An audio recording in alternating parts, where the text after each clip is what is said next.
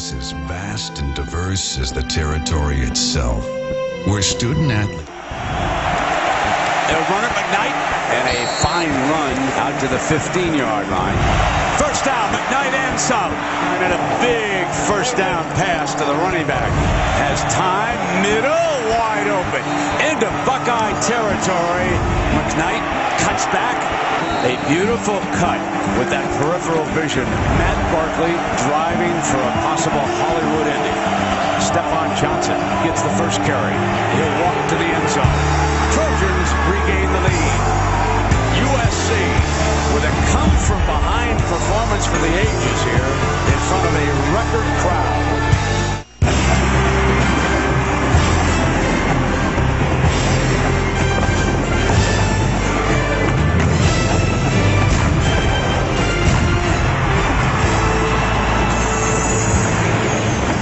We welcome you to ESPN College Football on ABC. Under gray skies here in Seattle, the boats have arrived out on Lake Washington. They've been tailgating, but now the fans have headed inside Husky Stadium for the Pac-10 opener between these two. The Washington Huskies set to take the field against the number 3 team in the nation, the Trojans of USC.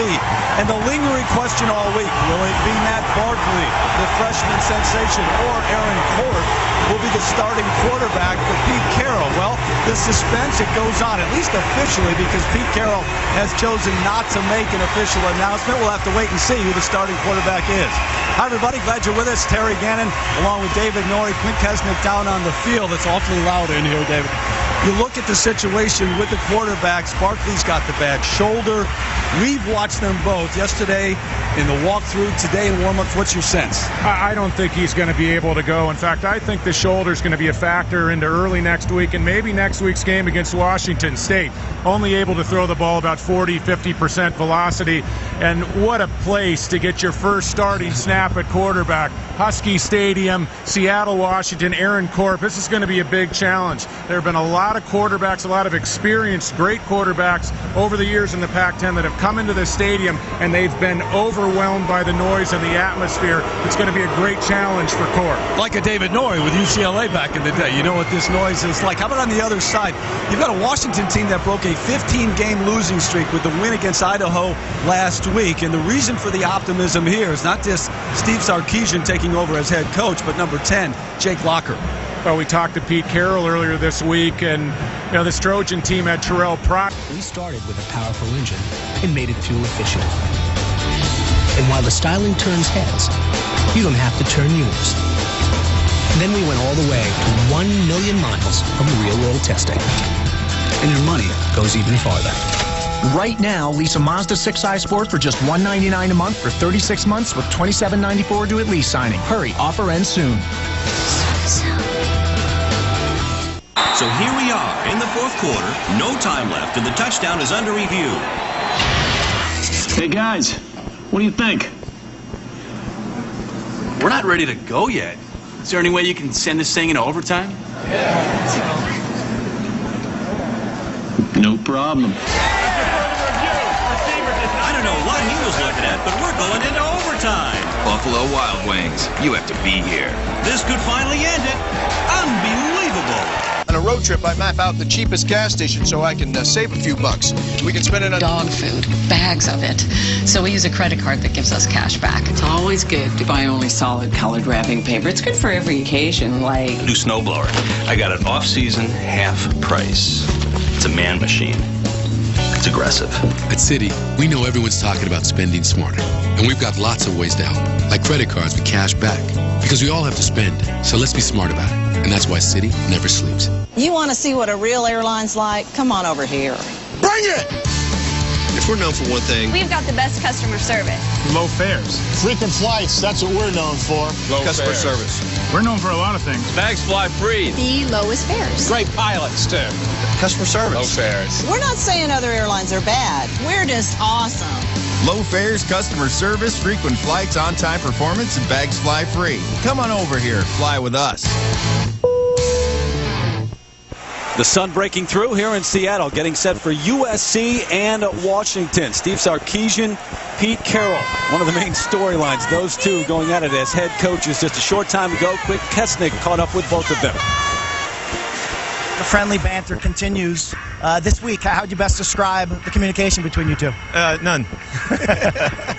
Not really. We didn't talk much at all. We didn't do anything. Conference rivals going forward. How does the friendship survive?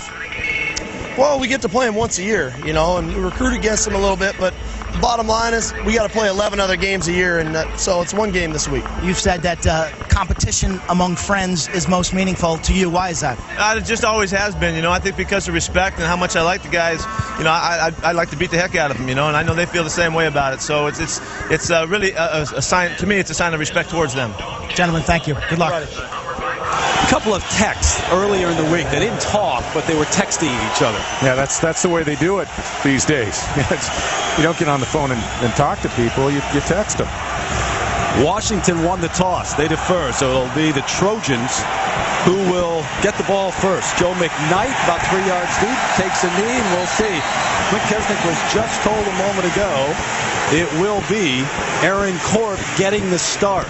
The sophomore, 6'3", 200-pounder from Villa Park, California, Orange Lutheran High School. He's had some playing time, but now, David, his first career start for the Trojans. Now, remember, he was the starter 3 days into fall camp. He cracked that bone in his leg, and you know, he's made a name for himself not making mistakes. He went through the entire spring practice drills with only 1 interception. We'll see how much they decide to keep it on the ground or gamble, though, with Corp as the quarterback. Joe McKnight has had flu-like symptoms through the week. He is getting his start. They're going to throw on first down. They swing it out to McKnight, drop behind the line of scrimmage for a loss. Bonzel McDowell Jr. was right in his face. And check out our impact players in this one. For the Trojans, we start with McKnight, who's been sensational. He was great on that last drive against Ohio State last week. He's been slowed with the flu bug. It's good. It's a big question as to how much they can use him this afternoon. And then Damian Williams coming off that huge Rose Bowl game a year ago against Penn State. And then Everson Griffin, a guy I think might be the most talented defensive end in the country. Taylor Mays, the outstanding safety, is out with a knee injury. He was in street clothes, came out, tried to give it a go, and could play action. Corp throws on the run. He's got Damian Williams near a first down, maybe just short, about a yard short. Williams with his first catch of the afternoon. There is a penalty marker down, and it's at the end of the play.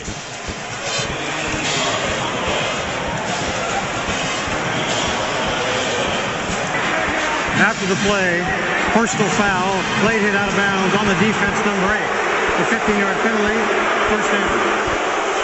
Jack Folliard, our referee this afternoon. How about the swagger of Jeremy Bates calling plays for USC? Comes out with 2 straight pass calls. And there's the hit late on the sideline. And in terms of the Washington defense, remember, another guy who worked for Pete Carroll, Nick Holt, is the defensive coordinator now for Washington. Sarkisian brought him up here. There are 5 different members of his staff who used to be at USC. 1st and 10. They're going to keep it on the ground. McKnight busts through, close to another first down. So you open up throwing the football, David. Does it surprise you at all? It does, and that's a nice little wrinkle offensively for USC. You figure coming into the game they're going to protect Corp. They're going to lean on that big, talented offensive line, especially starting this drive inside your own 20-yard line. And Jeremy Bates comes out, calls pass plays on the first 2 plays from scrimmage. Jeremy Bates running the offense. John Morton, actually the offensive coordinator. Havili in motion, the fullback, as they set up now out of the eye. McKnight spins his way to that first down line. Now, Joe had migraines on Wednesday, did not practice, then flu-like symptoms, just was sore everywhere. You know, like you have the flu on Thursday. Yesterday for the walkthrough, he was out there but didn't actually take part. So Pete Carroll said afterward he'll be fine, but not quite 100%. Of course, they do have a few guys behind him, you know. Yeah. A full stable of backs as we look at Nick Holt in his first year as defensive coordinator here at Washington. 1st and 10. just inside the 45. The wrong count. Corp's going to hand it off. Big time hole for Havili, the fullback, to the outside. Inside the 10. Finally brought down by Justin Glenn, the free safety, but a gain of 38 for Stanley Havili. Well, Terry, you were talking about how loaded USC is at the tailback position. I think they have one of the most dynamic fullbacks in all of college football. And look at the cutback. He's going to find the seam. Waits. That was a zone run call to a fullback. The speed and the ability to pick that hole up with his vision. He's one of the great fullbacks catching the ball out of the backfield as well. Does a little bit of everything for the Trojans. First and goal from the 7. McKnight looking for a seam. He's got a big one. Easily into the end zone. Joe McKnight. Well, that offensive line, which just may be the best in the country, clearing running lanes down the field for McKnight.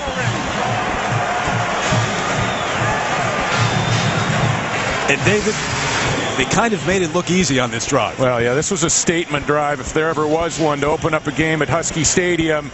Offensive line taking control of the line of scrimmage. McKnight finishing off the drive. What a beautiful way to start your career as a starter. Jordan Congdon on for the extra point. A little bit of a high snap. Garrett Green doing a nice job getting the ball down. McKnight into the end zone. We've seen that a few times. Huskies don't want to see much more of it.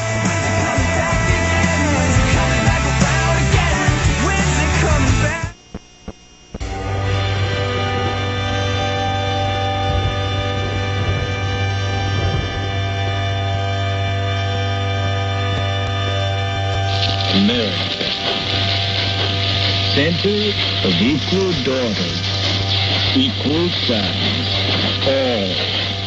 all alike and good, grown, ungrown, young or old,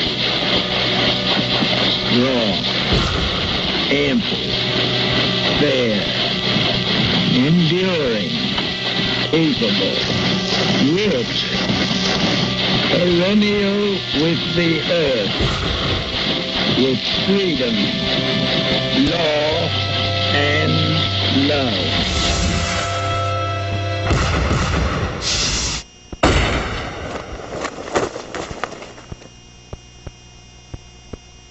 We set a new standard with the Mazda 6. We took legroom and headroom and added elbow room. We took a powerful engine and made it fuel efficient. Then we took it all the way to 1 million miles of real-world testing. And your money will take you even farther. Right now, lease a Mazda 6i Sport for just $199 a month for 36 months with $27.94 due at lease signing. Hurry, offer ends soon.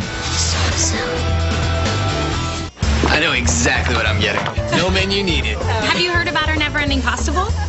Wait a minute. The never-ending pasta bowl with new sauces like our creamy Parmesan Florentine. Choose all the sauce and pasta combinations you want for just $8.95 at Olive Garden. Appetizers, gentlemen. I'll start with the steak tartare. I'll have the same. But hold the tartare sauce. The more you save on insurance, the more you'll have for football. Are you in good hands? Super Bowl rings 3. Title belts 4. Gold medals 3. Dance trophies 0. That's about to change. ABC's Dancing with the Stars live 3-night premiere event Monday 8/7 Central on ABC. College football in high definition is presented by Vizio. 6 plays, 80 yards, just like that. It's 7-0 Trojans over Washington. Jacob Hartman on for the kick. Jordan Holt trying to throw a block for Richardson, springs it out to the 31. So good return. It's Pope on that return, 27 yards. And right now, let's go get an update. We head to our Times Square studios in New York for that. Hey there, everyone. I'm Matt Weiner here in New York, here to keep you on top of everything happening across the nation. And we begin with this Taco Bell update from Autzen Stadium, a chance for redemption for Oregon against Utah today. This is Walter Thompson, the third, 78 yards. The Ducks have the jump, 7-0 early. First and 10 for Jake Locker and the Huskies. Operating from the 30. Locker on the run, loses the football. Washington has it and loses a couple of yards, but that was a dangerous play. Christian Tupou was in there all over Locker in a hurry. It was a dangerous play, not only from a security of the ball standpoint, but maybe losing your quarterback standpoint. Watch Jarrell Casey, number 91. He comes and delivers a blow with that top of his shoulder pad, and Jarrell Casey has really become a factor inside in a hurry for USC early in this season. So Locker, the Pac-10 Freshman of the Year a couple of seasons ago, had the thumb injury last year, going to hand it off to his running back Chris Polk all the way out to the 40-yard line, and a first down for the Huskies. Check out David on Impact Players for Washington this afternoon. You look at Chris Polk. He is one of the more talented backs in the Pac-10. Showed a lot of speed against LSU in the opener. James Johnson, a true freshman, also had a big game against the Tigers. And then E.J. Savannah, the linebacker, outside runs as well as any linebacker in the Pac-10 conference. And Polk, a guy who's from Southern California, originally committed to USC and then changed his mind to come up here to Seattle. And get the call on first down back to the line of scrimmage. That's it. Christian Tupou again in on the stop. Well, the Huskies are going to have to get something out of their run game. They're going to have to keep Jake Locker out of obvious drop-back situations, and that's easier said than done against this USC defense. Very few offenses have been able to do that over the 8-year era of Pete Carroll. Cavario Middleton in at tight end right now. Jordan Polk, one of the wideouts. Quick drop, quick throw. Locker, what a catch. James Johnson coming back to the sidelines for that one. How about the hands of a true freshman from Valley Center, California? Hey, Quint, what about this crowd here at Husky Stadium?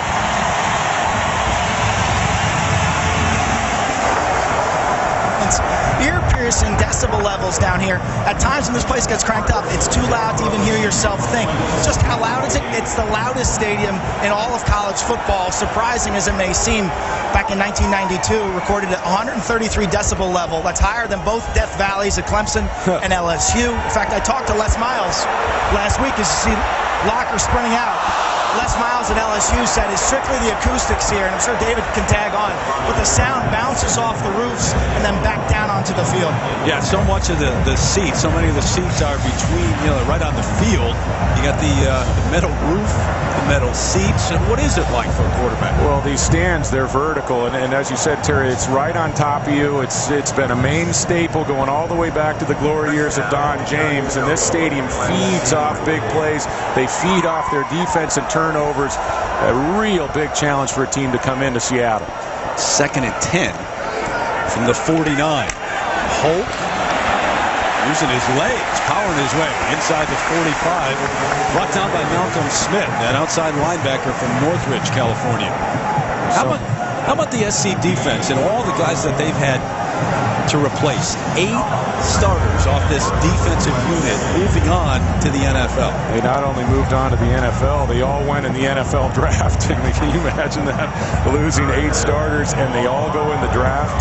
And you look at the talent, especially at that linebacker level that Pete Carroll has reloaded, and I don't think they miss a beat. This is potentially the most talented group in the country. And in a way, they lose 9 starters because Sharice Wright would have started at cornerback, and he's out for academic reasons. Locker under pressure is going to go down. Back at the 43. Everson Griffin, you mentioned him in the open. Got there quickly. Everson Griffin was such a big factor last week late against Ohio State, and his speed is just too much to handle for most offensive tackles in college football. Had a big freshman year, let down a little bit last year, but he is back on the radar. So Will Mahan on for the punt. A junior from Bakersfield. Junior college transfer, low, almost lost it. Damian Williams going to watch that one sail, take a Washington bounce. There is a flag on at the 22. So a good punt from Mahan of 36 yards and keeping it in play.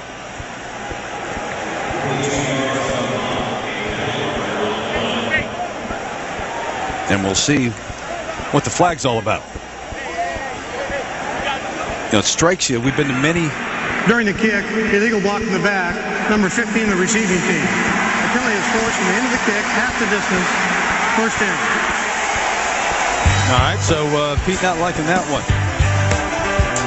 Back to Husky Stadium in a moment. The Mazda 6 goes way beyond the expected. We started with a powerful engine and made it fuel efficient. And while the styling turns heads, you don't have to turn yours. Then we went all the way to 1 million miles of real-world testing.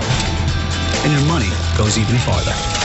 Right now, lease a Mazda 6i Sport for just $199 a month for 36 months with $27.94 due at lease signing. Hurry, offer ends soon.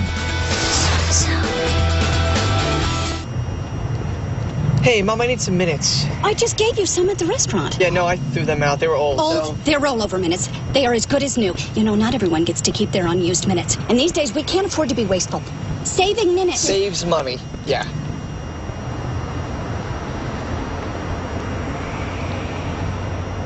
Only AT&T's Family Talk with Rollover saves your family's unused minutes, and saving minutes saves money. For back to school, get the LG Neon for $29.99 after mail-in rebate.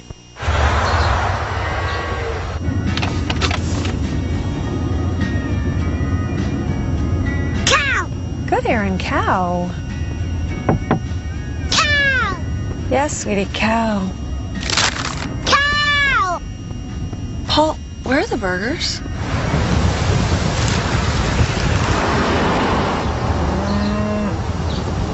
The Chick-fil-A Chicken Sandwich, the original way to eat more chicken. ESPN's College Football on ABC, brought to you by the million-mile tested, million-mile proven Mazda 6. Chick-fil-A, we didn't invent the chicken, just the chicken sandwich. And the Home Depot, more saving, more doing. That's the power of the Home Depot. So if you have to land that water plane on land, how do you do it? That's my question. I think they have wheels that come out of the bottom. Do they? Yeah, just in case. All right. USC backed up. First down. You're going to keep it on the ground. What a hole. Huge hole from McKnight across the 30, out to the 33. And dare I say it, you and I could have run through that. Yeah, this is an offensive line that is coming out and really physically dominating the line of scrimmage. USC is gashing Washington early in the run game. Wow. One guy you don't want to turn loose in space, it's number 4. Actually, pretty good tackle by Justin Glenn, who was questionable. Coaches really, for Washington, worried about those two safeties, Justin Glenn and Nate Williams. Both have hamstring injuries. McKnight, spread out left. Here he comes across the middle of the field. Court looking for him, throws right into double coverage, though. That one could have been picked off. Donald Butler had the best chance of coming up with it. Yeah, this is what Pete Carroll does not want from Aaron Corp in this game. He's got a 7-point lead. His team's moving the ball effectively, and he tries to fit a ball into a running back in a crowd of 4 defenders. And if Aaron Corp can just manage this game and play to his team's strengths, USC has a great shot of moving on to next week and staying in the national title hunt. 2nd and 10 from the 32. Stephon Johnson, now the running back. Quick out. Damian Williams, his second catch, gets across the 40. He's loose. Out to midfield. Boy, he'll make that first guy miss most of the time. A gain of 17. And Matt Barkley, one of the heroes last week, putting together one of the best drives that, well, the Trojan fans will remember in some time. Maybe the Bush push drive in South Bend, the other one. But it was a great winning drive at the end against Ohio State. Look at the play selection so far. And again, impressed that Jeremy Bates calling the plays, not afraid to put the ball in the air early. Johnson again, who's also had flu-like symptoms this week. There he goes. Inside the 31, got a beat, and he falls down. Stephon Johnson, who's already gone for 4 touchdowns this year. That's a gain of 27. So McKnight had a gain of 25 on the first play from scrimmage in this series, and now a gain of 27. Yeah, and watch the block that Parsons gets on the outside here. I mean, that is a great job by a right guard pulling and leading the way for Stephon Johnson. And right now, Justin Glenn, the free safety, is making too many tackles. 25 yards down the field. On the ground again, Johnson, short game. That's it. Good pursuit. Quentin Richardson got there to trip him up. Richardson, number 28, a cornerback, one of those guys, you had to feel for him a little bit. In the locker room after the win against Idaho a week ago, he was pressed by the media on whether he thought they would win this week, and he basically guaranteed a win, and then wanted to get it right back afterwards. Well, sometimes as a young football player, the media will tend to lead you in some tough directions, and Steve Sarkisian was very understanding of his young cornerback. And Pete Carroll, when asked about it, said, no big deal. McKnight spread out again. Going to throw to him. Here's Joe looking to make a move and can't do it. Swarmed under quickly. E.J. Savannah on the hit. Guy who had 8 tackles a week ago in that win over Idaho, and last year did not play for a variety of reasons. Was their leading tackler back in 2007. Yeah, the question mark is defense for the Huskies, but at the linebacker level, they're very talented. Foster, Butler, Savannah, they can all run and they can all make plays. Husky fans sensing a big third down play.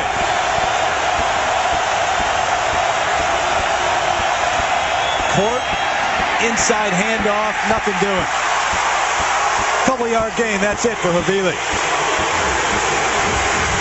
Oh, it's no secret. Washington's going to line up with 8 near the line of scrimmage. They're going to try to outnumber the USC blockers. And the game plan for Nick Holt, the defensive coordinator, is simple. He's going to say, hey, if Aaron Corp beats us, we tip our cap to him. And really, Terry, USC's been pretty effective early in this game running against an 8-man front. Congdon, a transfer from Nebraska. This would be his longest of the season, and he gets it. Just inside that right upright. 2 drives for Pete Carroll's squad, 10 points on the board here in Seattle. You're watching ESPN on ABC, home of the 2010 Rose Bowl game and the City BCS National Championship game.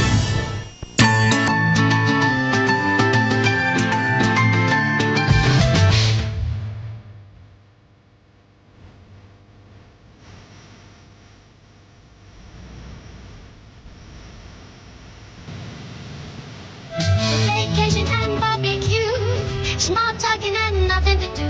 Bourgeois Shangri-La. And I gotta get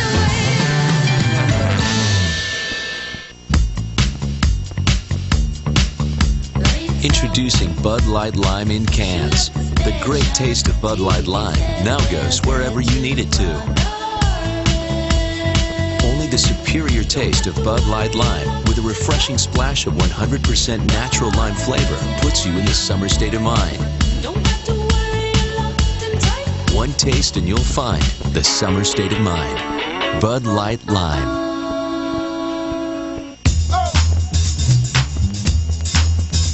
What do you say to a spin around the color wheel? To paint with primer already mixed in. Test samples instead of canned commitments. What do you say we dip into our wallets less and grab a hold of the latest tools out there so we can quit all that messing around with extra steps and get busy turning our doing dials up a notch? More saving, more doing. That's the power of the Home Depot. You know, I sell tools. Tools are uncomplicated. Nothing complicated about a pair of 10-inch hose clamp pliers. You know what's complicated? Shipping. Shipping's complicated. Not really. With priority mail flat rate boxes from the Postal Service, shipping's easy. If it fits, it ships anywhere in the country for a low flat rate. That's not complicated. No. Come on. But a handshake? Right here. All right. Priority mail flat rate boxes. Only from the Postal Service. A simpler way to ship. Saturday Night Football on ABC. Texas Tech, Texas. Tonight at 8 Eastern. You know, it'd be a tough test for the defense of Washington. Last year, big-time struggles, and they got most of those guys back. Now they try to go to work on offense. And Richardson going to bring it back this way. Still up. almost got outside, but another good return out to the 32. Ball was loose late, but it's Washington football. Reminder, celebrating its 5th year, sponsoring the Good Hands Field Goal Nets. All-State makes contributions to participating universities' general scholarship funds for each field goal and an extra point kicked. To date, All-State has contributed more than $1.8 million in scholarship money. All right, 1st and 10 for Jake Locker and the Washington offense. What have they learned so far in this one, David? Well, I think they've learned about USC speed, and I think they've learned a little bit about Mr. Everson Griffin. SC can bring pressure a number of different ways. This time out of the backfield, Paul Homer, the fullback, carrying people with him. He's got a first down. Homer, the senior from Omaha. Now remember, this is a Washington team that not only broke the losing streak last week, and so much of the culture has changed with Steve Sarkisian, but also they played the number 9 team in the nation tough here, LSU, to open up the season. 31-23 the final in that one. Evan Aguilar, Jermaine Kearse, the wideouts. Here comes Aguilar. They're going to go straight up the middle and not for much at all. Jarrell Casey. How about that? The USC fans remember Cedric Ellis and how dominant he was just a couple years ago from the inside defensive tackle position. The number 91, Jarrell Casey, is going to make some people forget about Cedric Ellis. This guy is a force, and he stood toe-to-toe with that Buckeye offensive line last week and made some dominant plays. Hey, David, if you're Chris Polk, you're seeing that develop. You're thinking, you know what, don't hand it off. Keep it, will you? 2nd and 13. Walker out of the shotgun. Here comes Polk again along the right side. Some power at the end. This is a defense, too, that's playing without maybe its best player, Taylor Mays, today. Yeah, Taylor Mays was a game-time scratch. He was injured against Ohio State, had an MRI in his right knee. It was a mildly sprained MCL. Did some light running during the week, Wednesday, Thursday. You guys saw him in the walkthrough yesterday doing some agilities with a brace. Came out early with their director of rehab, John Meyer, but just too much pain as he was doing agility. So USC misses their rangy center fielder at the free safety spot. And you know, growing up here in Seattle, he was going to do everything he could to make it. So McAllister getting the start. He's had that hip injury. Walker throws. Got his man. Johnson with the catch at the 36. First down, Huskies. 16-yard gain.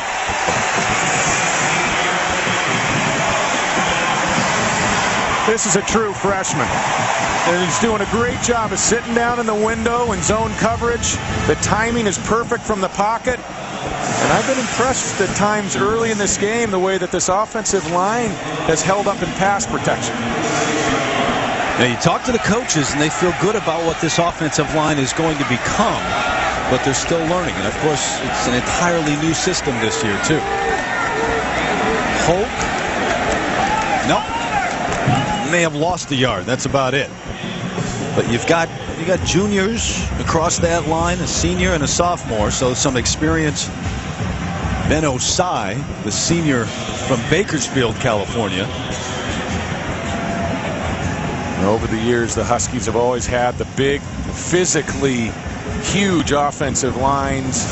They've always leaned heavily on the run game and their defense, and I think they're a year or two away from developing that same kind of offensive line here in Seattle. 2nd and 12. Walker out of the gun again.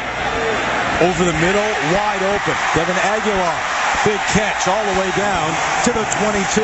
No move the chains again. So this offense now, and Jake Locker starting to find its rhythm. Don't forget tonight, ABC Saturday Night Football. Good matchup. Looking for a little revenge. Colt McCoy, the number 2 ranked Texas Longhorns. Mike Leach's Texas Tech Red Raiders. ABC Saturday Night Football presented by Southwest Airlines. 8 o'clock Eastern, 5 Pacific time. I would say revenge. Red Raiders knocked the Longhorns out of the national title game a year ago. Texas Tech, though, 0-22 against top 5 teams on the road. Yeah, it's been ugly for Texas Tech down in Austin. Locker wants to throw. He's got his man wide open inside the 10, all the way down to the 4, Jory Fogerson.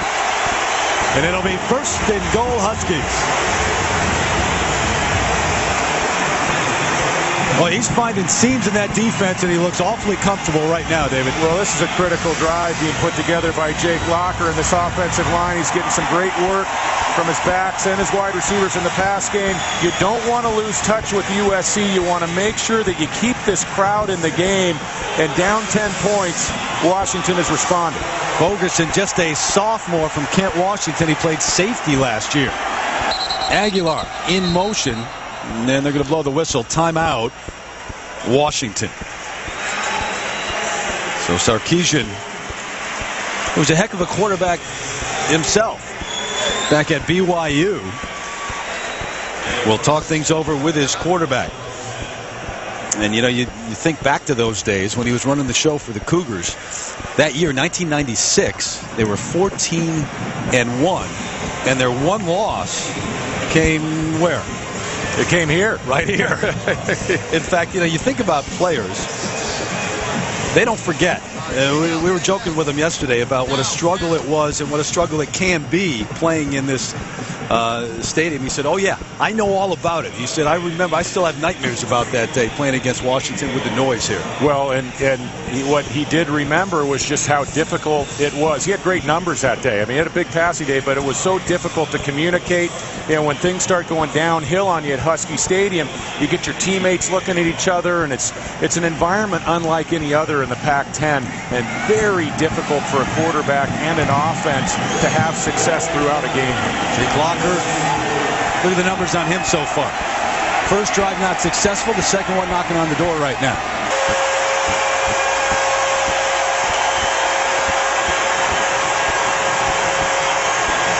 A little bit of the noise you were talking about.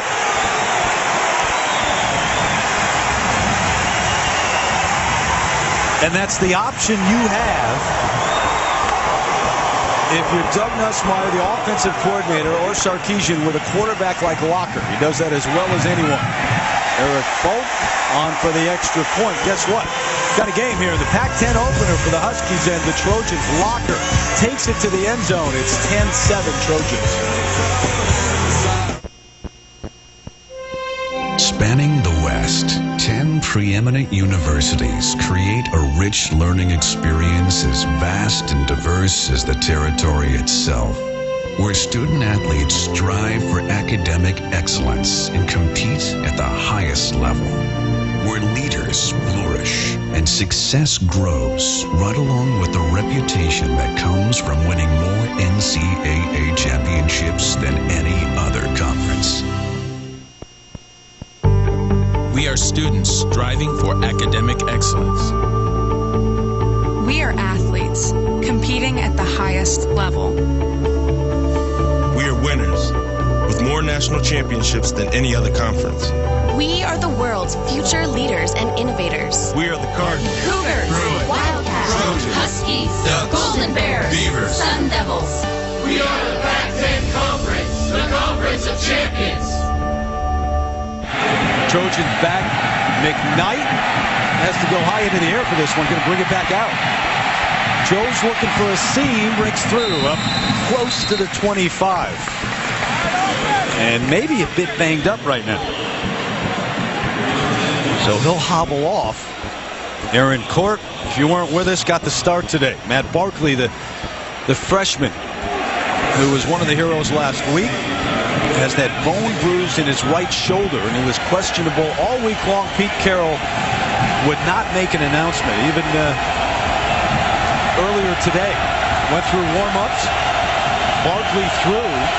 So did Corp, obviously, and right before game time, Aaron Corp named the starter.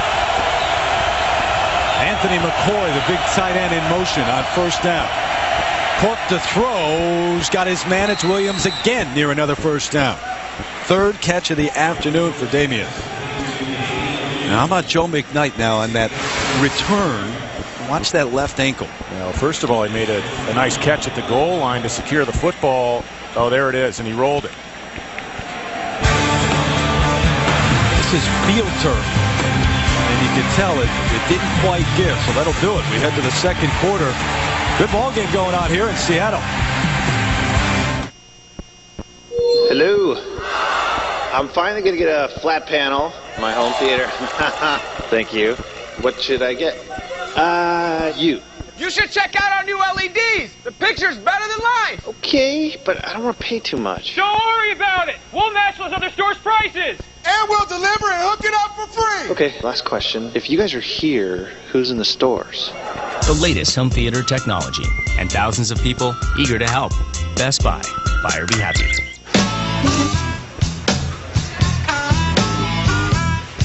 Whoa, welcome to Taco Bell. $1.99?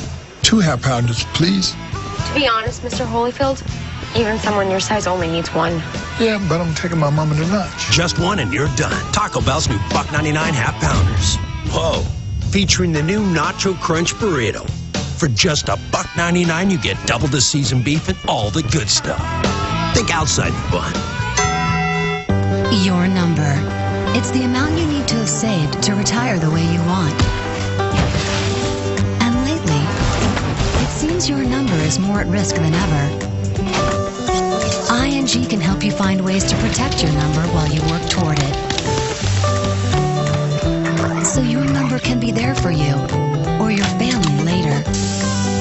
Find your number and discover ways you can protect it at ingyournumber.com. We set a new standard with the Mazda 6. We took legroom and headroom and added elbow room.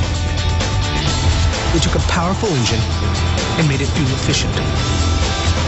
Then we took it all the way to 1 million miles of real-world testing. And your money will take you even farther.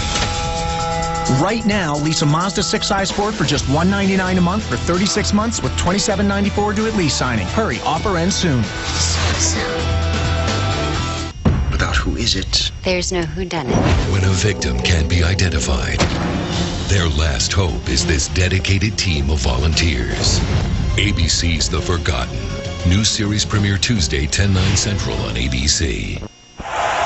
1st and 10 Trojans at the 36 as we open up the second quarter. 10-7 USC over Washington.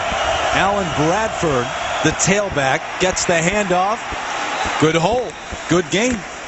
Up to the 45. So McKnight goes out with that ankle, which we saw on the kickoff, and we'll have to check on him. He's being worked on the sideline. But, you know, the field turf, David, is much better than the AstroTurf used to be, the old AstroTurf. But if that's a normal field, regular grass field, I'm not sure that happens. No, you very rarely see those types of rolls of the ankle on a grass field, and I always preferred playing on grass. I think if you ask any football player, they'd give you the same response. Bradford, the tailback again on 2nd and 2, a big game.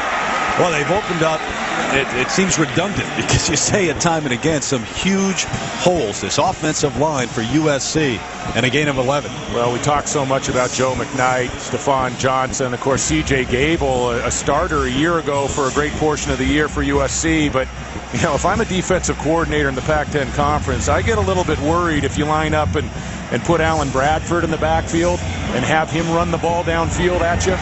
He is a type of running back that is a 30 to 35 carry a game back for any other team. But it's not something that Pete Carroll normally does. Here goes Bradford bouncing off of one, and he's going to lose a couple. Loss of 5. Talia Crichton was the first man to get there, but he had help. The Huskies are using numbers, and they have seen USC have a lot of success early in this game on the ground. They are selling out. The safeties are creeping up. And it's leaving these defensive backs, especially the cornerbacks, on islands. It's a matter of whether Aaron Corp can exploit that down the field. Remember, they're missing their best deep threat, Ronald Johnson. Got 126 yards on the ground so far, the Trojans do. Quick toss. Bradford looking for a block. Cuts back to the 46. That'll do it. But it's a game plan that you would agree with, right? I mean, you're going to make Court beat you because you know the tailbacks with that offensive line can beat you. Defensive coordinators almost to a man across the country. The last thing they want to see, the thing that makes them wake up at night in a cold sweat, is an offense controlling the ball on the ground on them throughout an afternoon. And Nick Holt pulling out all the stops. So that's the second time out that Washington has burned. I think Mr. Holt's a little bit upset. Come back and check on him in a moment, Seattle. With Margaritaville's Tailgate and Grill, you don't have to wait for the big game to enjoy big-time fun. Woo! Just swing the arm and fire up the instant ignition.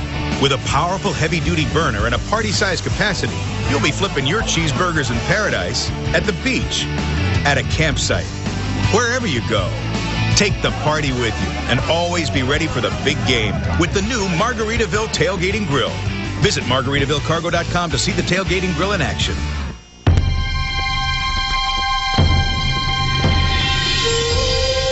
However you picture your retirement, Pacific Life can help.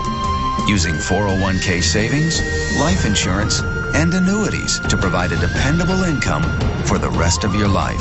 With more than 140 years of experience, Pacific Life can help you achieve your vision of the future.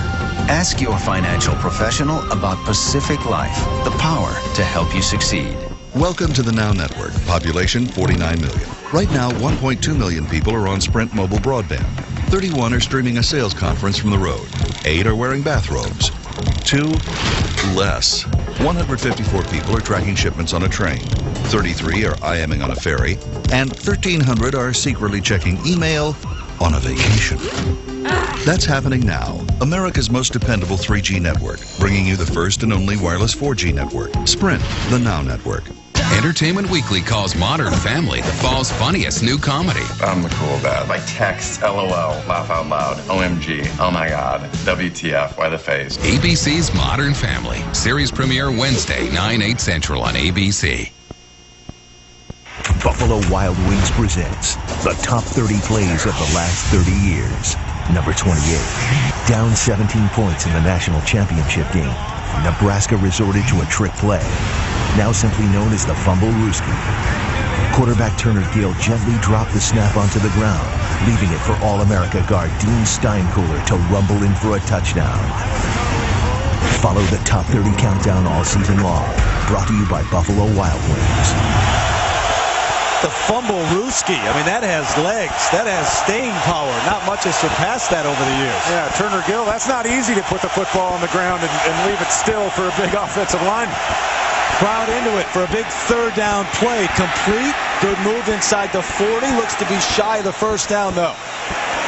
Bryce Butler, who's the third receiver, comes in for David Ausberry and Damian Williams with the catch. Dean Steinkühler, by the way, drafted in the first round by the Oilers. Played 7 seasons in the NFL. And next week, we've got number 27 coming your way. 3:30 Eastern time. Steinkühler, they sell those in the pubs right here in Seattle. Yeah, sounds a lot like a beer.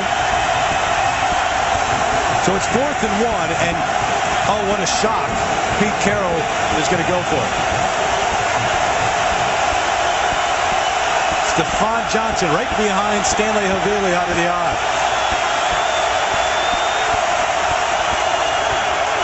Johnson got a first down. Lost the football. Washington jumps on it. Husky ball.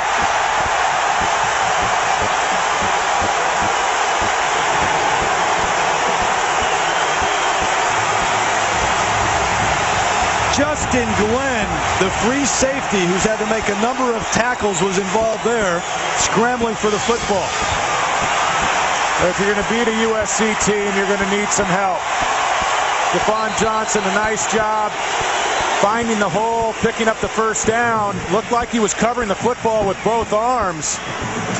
But Foster, the outside linebacker, that's a nice play. And Glenn heads up covering the football for the Huskies.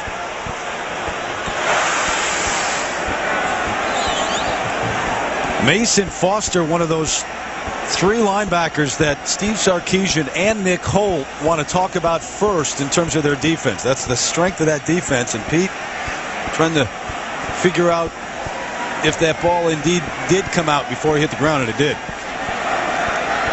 Pete Carroll, the master of the 4th down. Is there a any other head coach in college football that rolls the dice as much as Pete Carroll on 4th down. And, and I'll tell you, with the exception of the national title game against Texas, it usually comes up 7 ruling on the field is confirmed. First down.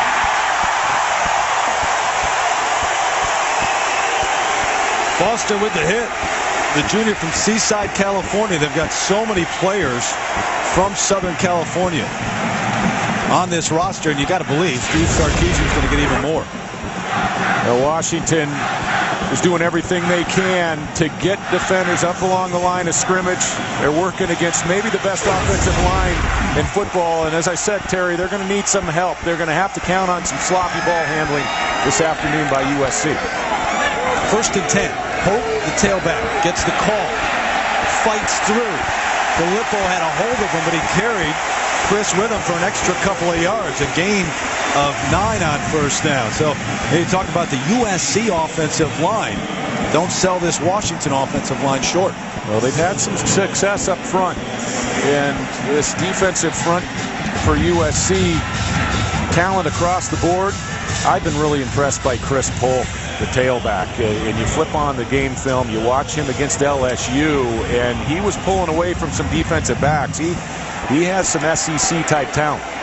Only got to play a couple of games last year, and he had the shoulder injury.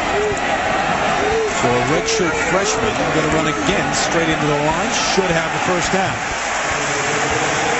And the clock continues to run. The last drive, an impressive one for Jake Locker running the show. And of course, Locker, a junior, but when you talk about Southern California kids on their way here, how about the one that got a big win last night? Nick Montana, Joe Montana's kid, the quarterback, Oaks Christian, taking on Skyline, come up from Westlake Village, just outside of LA. You know, the junior Trevor Gretzky is in line to take over the starting spot at quarterback next year, and he is a heck of a baseball player, and maybe even a better quarterback. Of course, Wayne and Janet Gretzky's son, and Will Smith's son, a wide receiver on that team. That is amazing. Polk wrapped up behind the line of scrimmage. Michael Morgan there first, who'll be a key defender today as you try to keep an eye on Locker, and he's going to shadow him. Yeah, but Morgan is a 4'3", 40-speed outside linebacker, and he is the fastest of the linebackers in this USC core. He is just tremendous running down plays. And USC fans are going to hear a lot from this young man in the next couple of years. Well, you think of who they lost. Luga, Cushing. I mean, that's it. You know, you're trying to... Oh, ball on the turf, but flags out first in the whistle.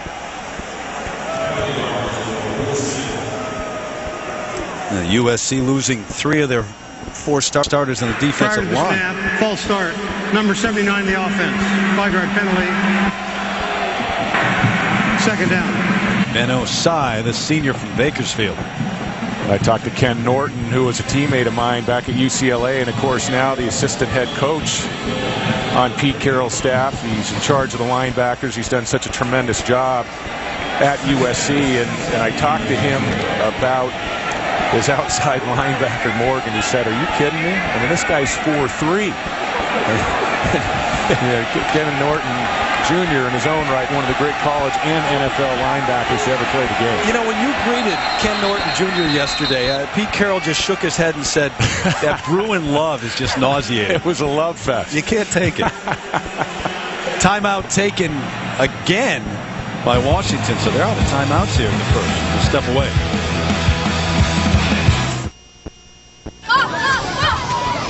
It's great to see you back after that accident. Well, I couldn't have gotten by without it. Is that different than health insurance? Well, yeah, Affleck pays you cash to help with the bills that health insurance doesn't cover. Really? Well, if you're hurt and can't work, who's going to help pay for gas, the mortgage, all kinds of expenses? Affleck! It's the protection you need to help stay ahead of the game. Exactly. Affleck, we've got you under our wing.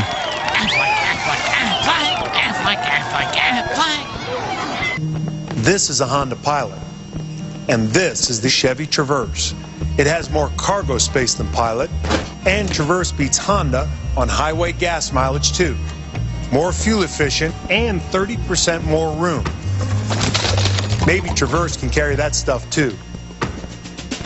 The Chevy Traverse, America's best crossover. Introducing the 60-day satisfaction guarantee. Buy a new Chevy, and if you don't love it, we'll take it back. I'm Dr. Love. This is Dr. Pepper Cherry. It has a kiss of cherry flavor. This devilish elixir has a kiss of cherry. Dad, it's not kiss. It's kiss of cherry. It's amazingly smooth. Be smooth. Dr. Pepper Cherry is amazingly smooth. Trust me, I'm a doctor.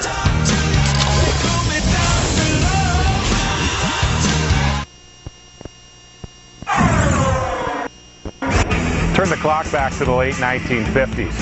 It was right here in Seattle at Garfield High School. And a young kid by the name of Jimi Hendrix is buying his first electric guitar. He's also getting ready to flunk his first class in music. Now, as you might imagine, Jimmy couldn't read written music. He taught himself to play the guitar upside down, left-handed. But the sounds that would come out of that guitar in the years ahead, they would forever change the landscape of rock and roll. Yeah, Jimi Hendrix. Huskies fans looking for a little purple haze this afternoon against the Trojans. I want to know, who is the music teacher who flunked Jimi Hendrix? Come on. We're going to have to look into that. My We'll get a research team on that. David's musical journey. We had Louis Armstrong last week, and here we got little Jimmy. Hoke runs right into that stout defensive line. And guess who first? Jarrell Casey. All right, continuing on in that vein with Jimi Hendrix here in Seattle. Our Aflac trivia question. In 1967, Jimmy was the unlikely, and that's the key, opening act for which band's summer tour?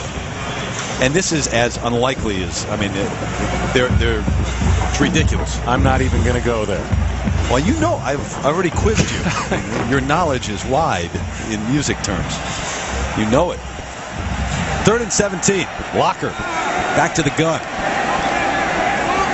And movement along the right side again. Cody Hobbin, I believe, the man who jumped Full up. start. Number 71, the offense. 5-yard penalty. 3rd down.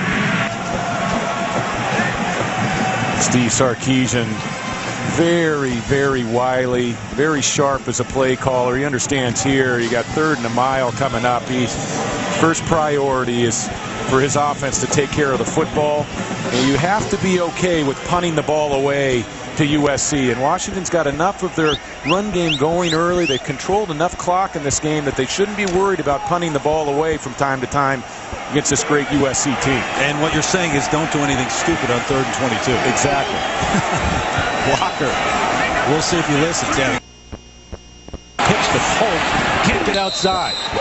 Well, good pursuit, and that's the guy we were talking about a moment ago. Michael Morgan with that speed at outside linebacker. Now look at him. He looks like a wide receiver. He looks like one of those big wide receivers we've seen at, a Keyshawn Johnson or a Mike Williams, a Patrick Turner. Playing outside linebacker. Wow. Yeah. Will Mahan on for the punt. And Damian Williams back at his own 31.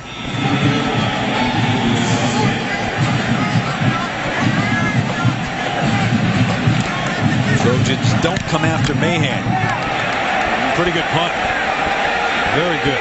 Williams slip, and there are flags everywhere as he goes to the turf.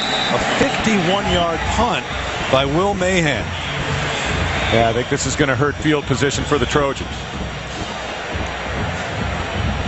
In the last couple of drives, they've been backed up after penalties. And that's a big factor with Aaron Corp getting his first start. The comfort level drops drastically the closer you get under the shadow of your own goalpost. And it affects your play calling as well. During the return, illegal block in the back on the return team, number 46. 10-yard penalty, 1st down. The Trojan offense back to work. Joe McKnight will be out there. We'll give you the Aflac trivia question when we come back, too. Here's a hint. They were part of a TV show. You're watching ESPN on ABC, home of the 2010 Rose Bowl game and the City BCS National Championship game. This is Maggie, a very smart little girl. And this is a seat from the 7-passenger Toyota Highlander. This is a little seat. I'm a big girl. This is the 8-passenger Chevy Traverse, which offers more room and it gets an EPA estimated 24 highway. That's That's a big girl car. A very smart little girl. The Chevy Traverse, America's best crossover. Introducing the 60-day satisfaction guarantee. Buy a new Chevy, and if you don't love it, we'll take it back. I have COPD, which makes it hard to breathe. But now that I'm breathing better with Advair, I can enjoy the zoo with my grandkids. For people with COPD, including chronic bronchitis, emphysema, or both, great news. Advair helps significantly improve lung function.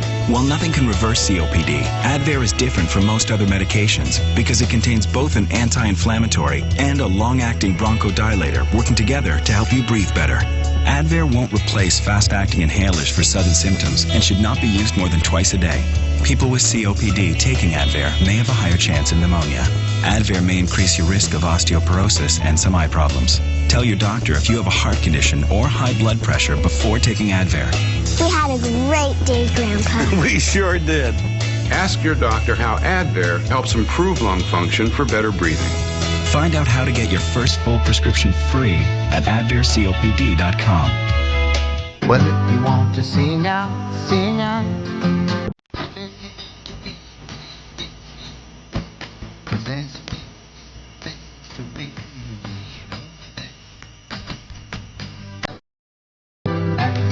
To be me, be me. T-Mobile presents the first phone that becomes 100% you. The new MyTouch 3G with Google. Only from T-Mobile. ABC's Modern Family premieres Wednesday, 9/8 Central on ABC Comedy Wednesday. Back in Seattle, 1st and 10. USC, Joe McKnight, the ankle's okay. He goes back to work. Court on the run. Williams can't haul it in. So it brings up 2nd and 10. All right, the Aflac trivia question. Thank you. 1967, Jimi Hendrix was the unlikely opening act for which band's summer tour? They were a TV show. How do you put these two together? Well, my first guess was the Beach Boys, and then I said, Terry, please don't tell me it was the Monkees. The Monkees? I mean, you got to be kidding me. I mean, that's like Eddie Van Halen opening for the Jonas Brothers. I mean, it just doesn't work. Or Neil Sedaka. I mean, come on. But it's true. Come on. It didn't end in a good way, though. Well, he ended up headlining Woodstock, so he wasn't an opening act for long. 2nd and 10. Court, straight drop, throws, dangerous pass. Batted down, almost intercepted. Mason Foster was out there.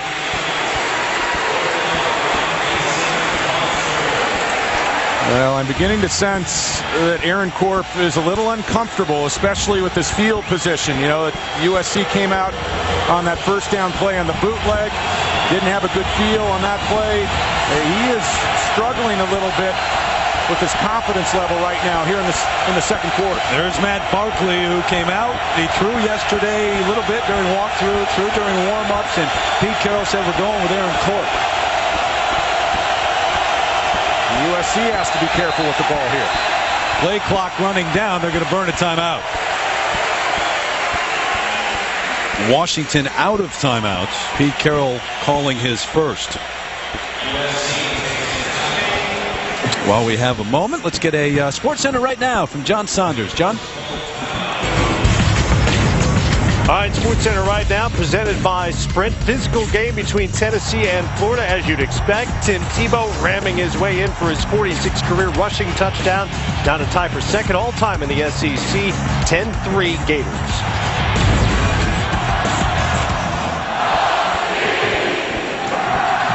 Now back here is Matt Weiner giving us that update, not John, but 3rd and 10 coming up for USC. So Washington, after the forced fumble, David, not able to take advantage, but they punted away, and now they've got a little bit of a difficult circumstance for this Trojan offense.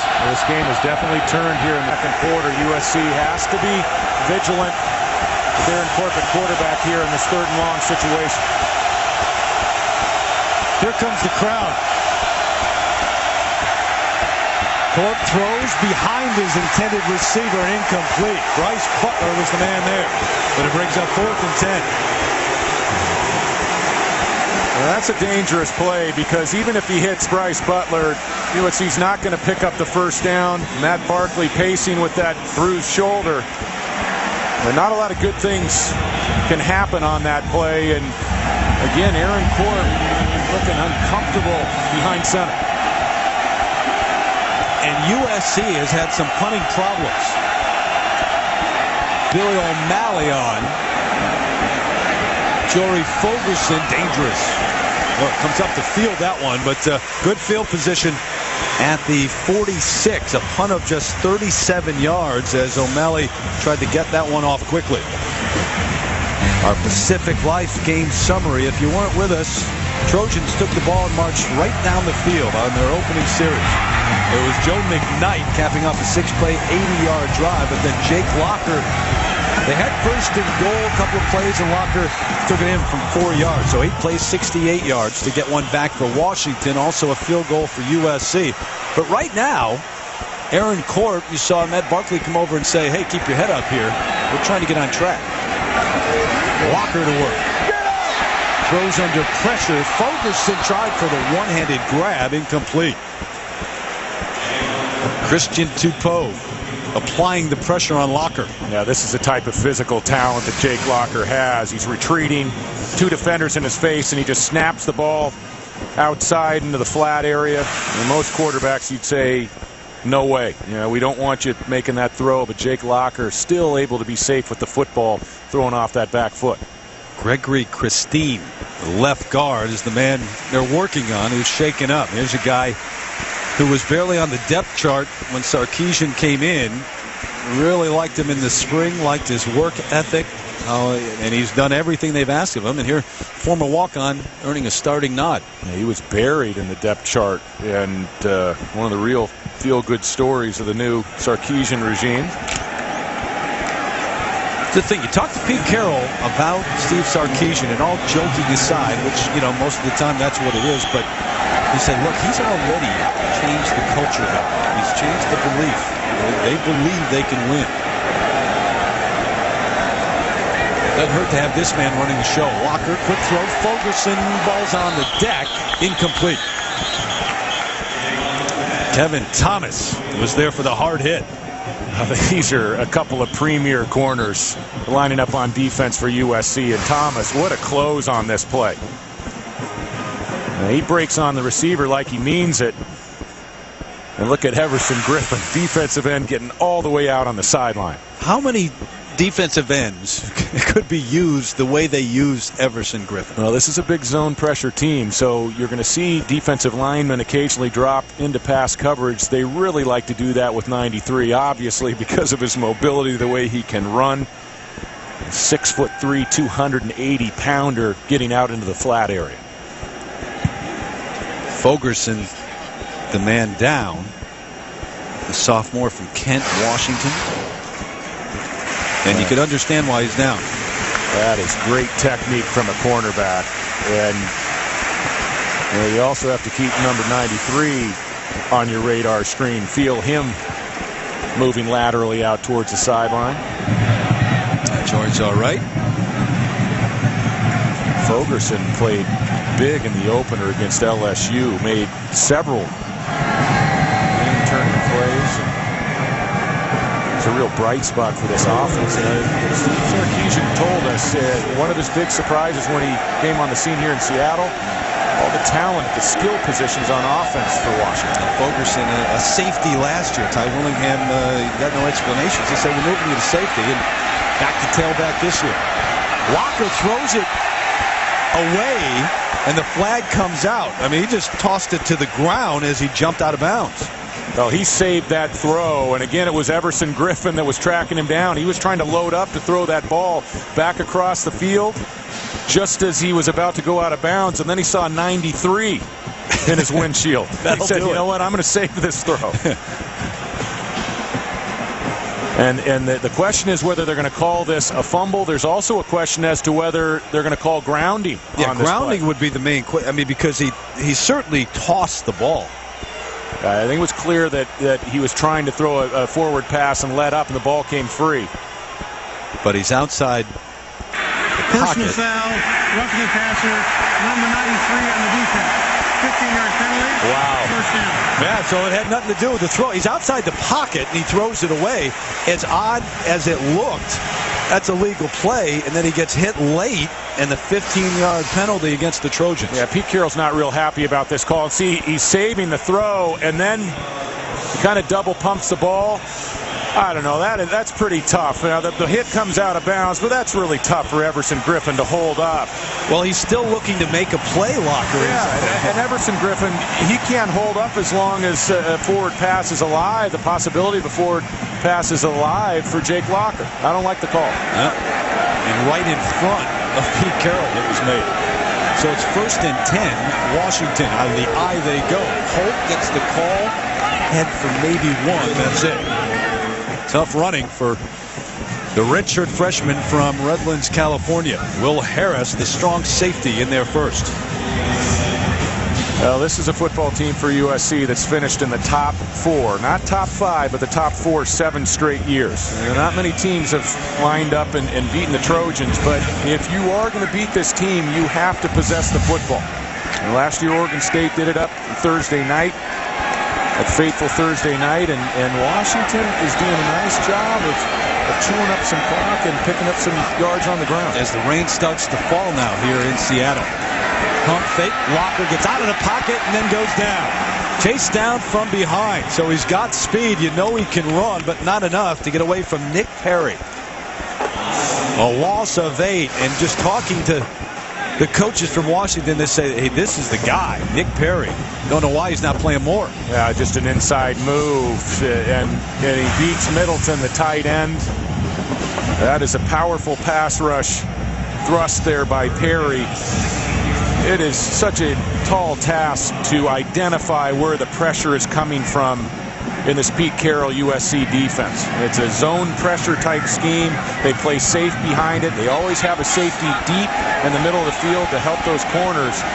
But the pressure is very tough for an offensive line. 3rd and 17. Walker lofts it up, complete down the near sideline. Jermaine Hurst with the catch, first down.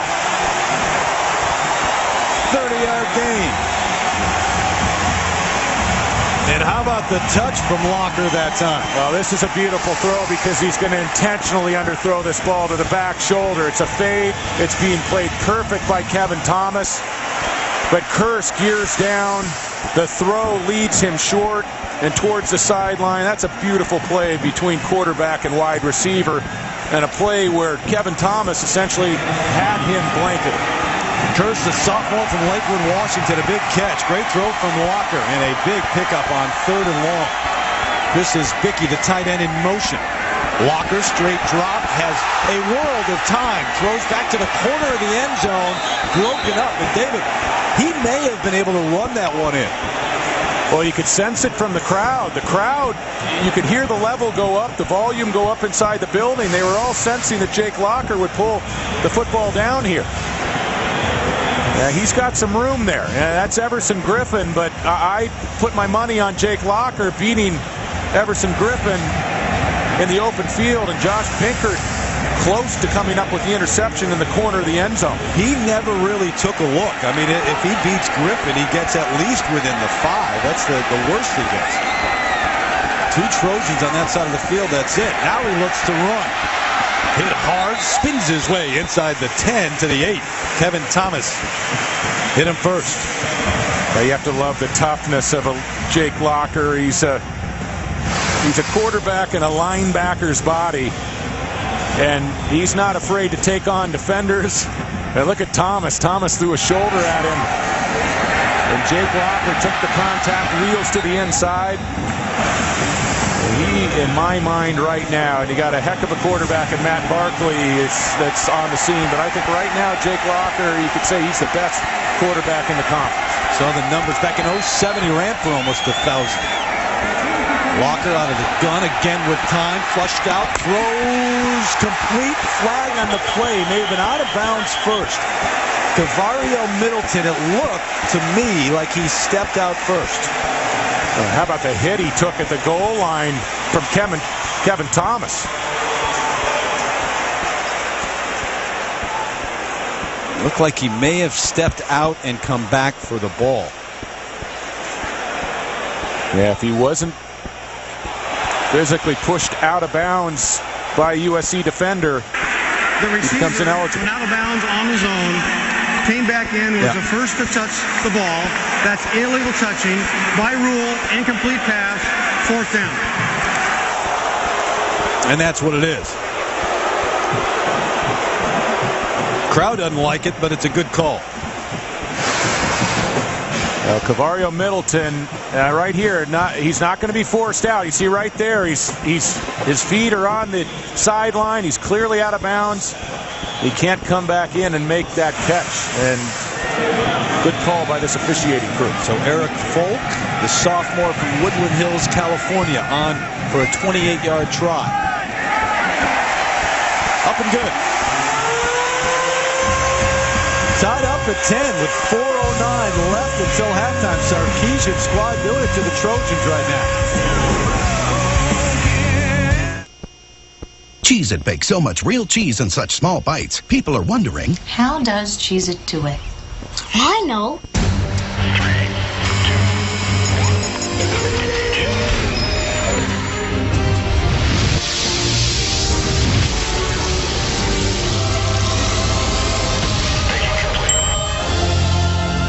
Cheez-It. Where'd you come up with this stuff? Hi, Dad. lots and lots of cheese baked into little bites. Cheez-It, the big cheese. We need a new grid. More than half the energy never reaches a single light bulb. Is that true? True. We need a smarter grid. Smarter thermostats. Smarter utility meters. Smarter houses. Smarter cities. Smarter infrastructure. Smarter networks. Connect them all together, and what do you got? Smarter energy grid. Smarter planet. Wasting less energy. That's what I'm working on. I'm an IBMer. Let's build a smarter planet. Darth, you're up. Hold on, I'm at CapitalOne.com picking a photo for my credit card. Here's one from my prom. Oh, what memories. How about one from our golf outing? I know, maybe one of my firstborn's son. Dad, Mom says the boys gotta go. Personalize your card by uploading your own photo at CapitalOne.com. What's in your wallet? ESPN's College Football on ABC. Brought to you by Chevy and Aflac. We've got you under our wing. Unique setting here in Seattle. What better way to come to a game, huh? Via boat out on Lake Washington. Pretty picture. You can do that at Neyland Stadium, Tennessee. Come up the river, and you can do it here. You have a boat ready for us, Terry? You know I always do. Yeah, I'll meet you out there. 10-10. Trojans and Huskies. Sarkeesian. Carroll has been a good one. Stephon Johnson's going to bring this one back. Can't get outside. There's a flag at the 26. So the Trojans have had some penalties which have cost them. And Nick Holt likes what he sees. During the return, holding on number 14 of the return team. The penalty is 10 yards from the spot of the foul, first down. It's the third time they've been backed up because of a penalty like that. Reminder, ABC Monday, 8/7 Central, the biggest Dancing with the Stars cast ever assembled. Take center stage, 16 new stars, one epic season. ABC's Dancing with the Stars, the live 3-night premiere event, starts Monday at 8/7 Central on ABC. This is really hard on an offense. Starting backed up, as you mentioned, Terry, 3 straight penalties, and it really changes Jeremy Bates' options as a play caller. Aaron Corp just 1 of 4 here in the second quarter. McKnight nowhere to go. And his defense, this crowd gaining confidence as we go along. Nick Holt is starting to sense Aaron Corp is struggling, and he's turning up the heat against the run game. He's playing boldly with that defensive front, an 8-man front, and he is just daring USC to put the ball in the air with Corp right now.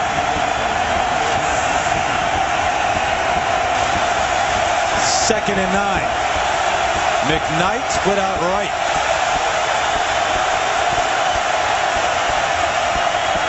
On the ground, Havili, Not at all. How about during that last time when the defense was on the field, Quinn? How about the conversation on the sideline? Yeah, Aaron Corp sat alongside Jeremy Bates, the quarterback coach. They're both in isolation, and Coach Bates basically went through his entire laminated game card, almost as if to get a sense of what Aaron Corp was comfortable with. It was almost like they went through each play saying yes or no, and really went through that entire laminated game card. Had to have a lot of confidence after that opening drive. Not sure how confident he is right now. Third down, out of the gun, throwing, incomplete. Mason Foster, another big play.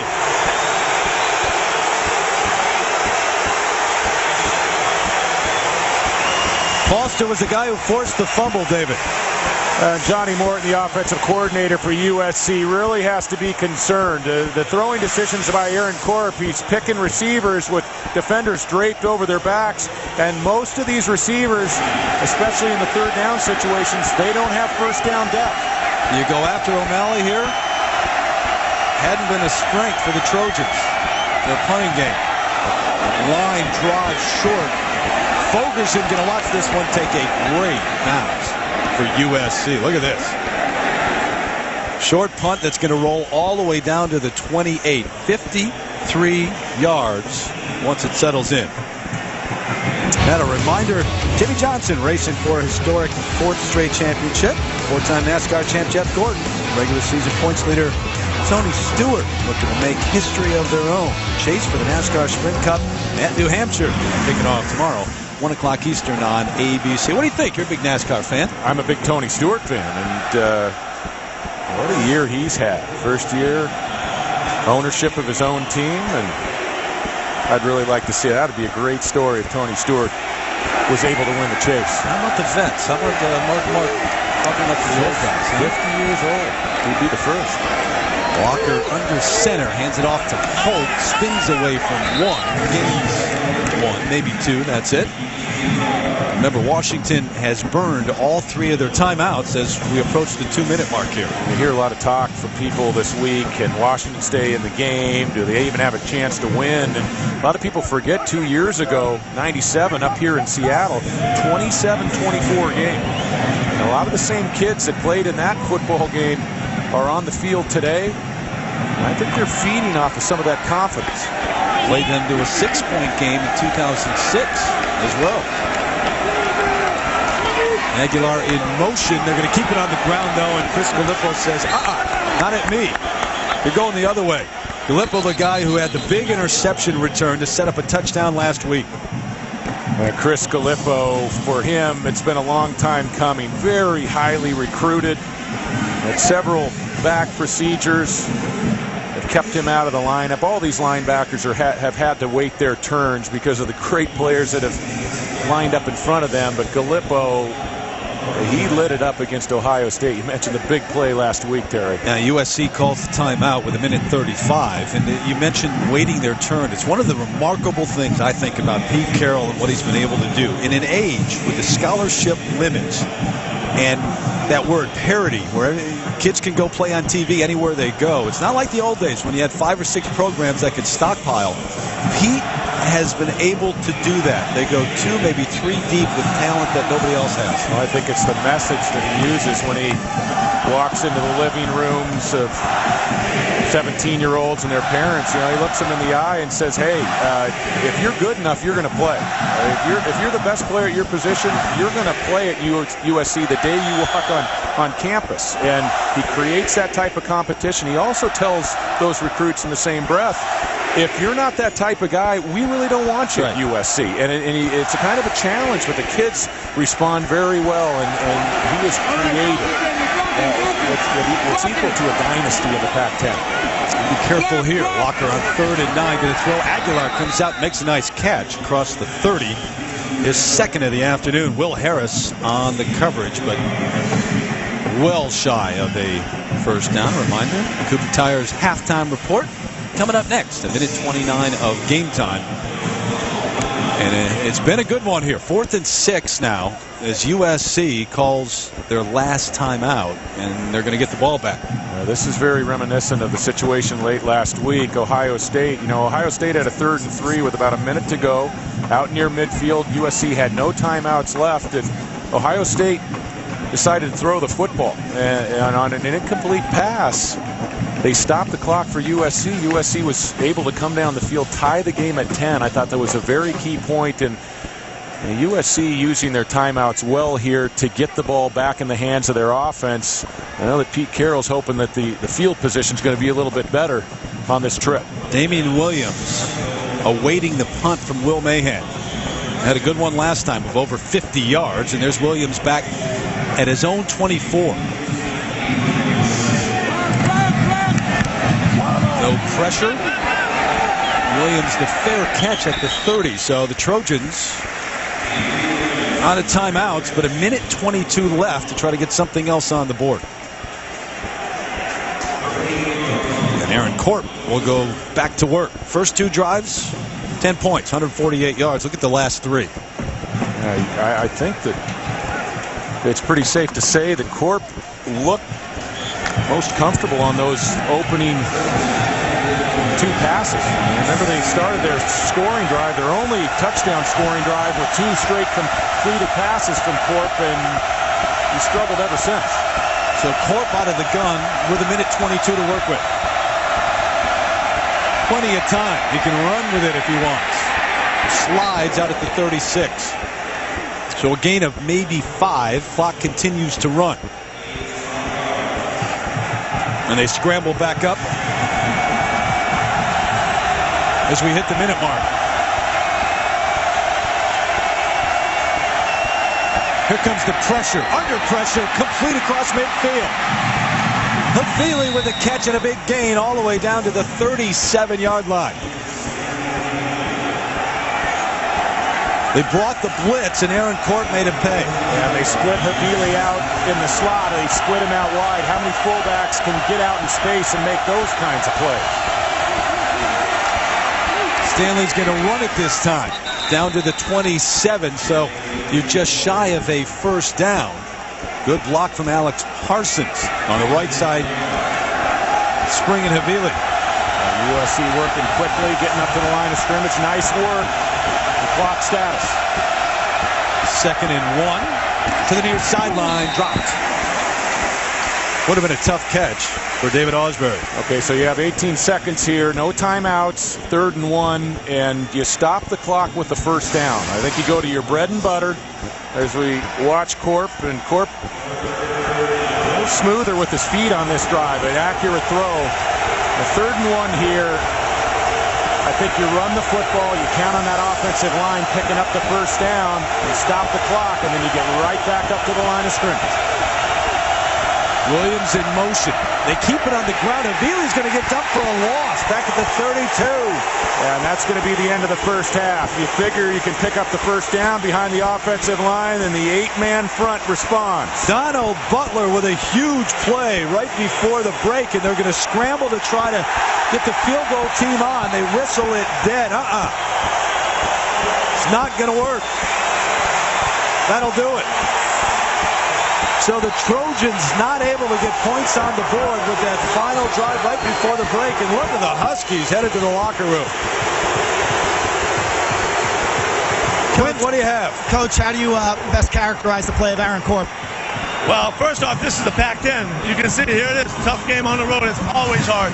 Aaron, he's working it right now. He's getting his feel. We're being pretty safe with him right now. We probably need to open up a little bit. But really, we want to get back to the running game that helped us so much in the first quarter. Thanks, Coach. All right, Quinn, thanks. Guess what? We are tied at 10. This was a team, the Huskies, who were 0-12 last year. Cooper Tires halftime report coming up.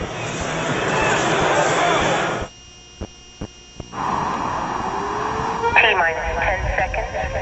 9. Open outer doors.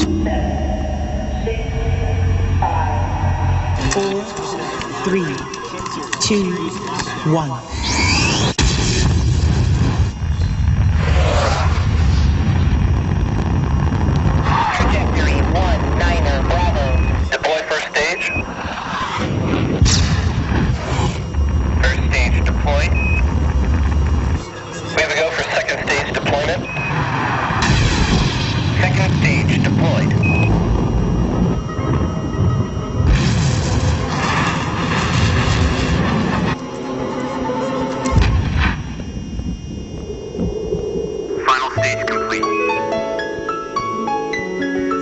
reinvented, reimagined, re-inspired. America, we have reignition. Our vision. Redefine high definition. Create blacker blacks for brighter colors. Using greener methods. We're revolutionizing how you watch, listen, and live. At Vizio, we find a better way, and we make it for everyone. Have some fun with that truck. Okay, time's up. Here you go. That's a nice one. I made that. A piece of junk. Yeah. I want the red truck. Well, you can't have the red truck. See, that was a limited time offer only. It's right here in the fine print. Even kids know it's wrong to hide behind fine print. Why don't banks? We're Ally, a new bank who always gives you a great rate with nothing buried in the fine print. It's just the right thing to do.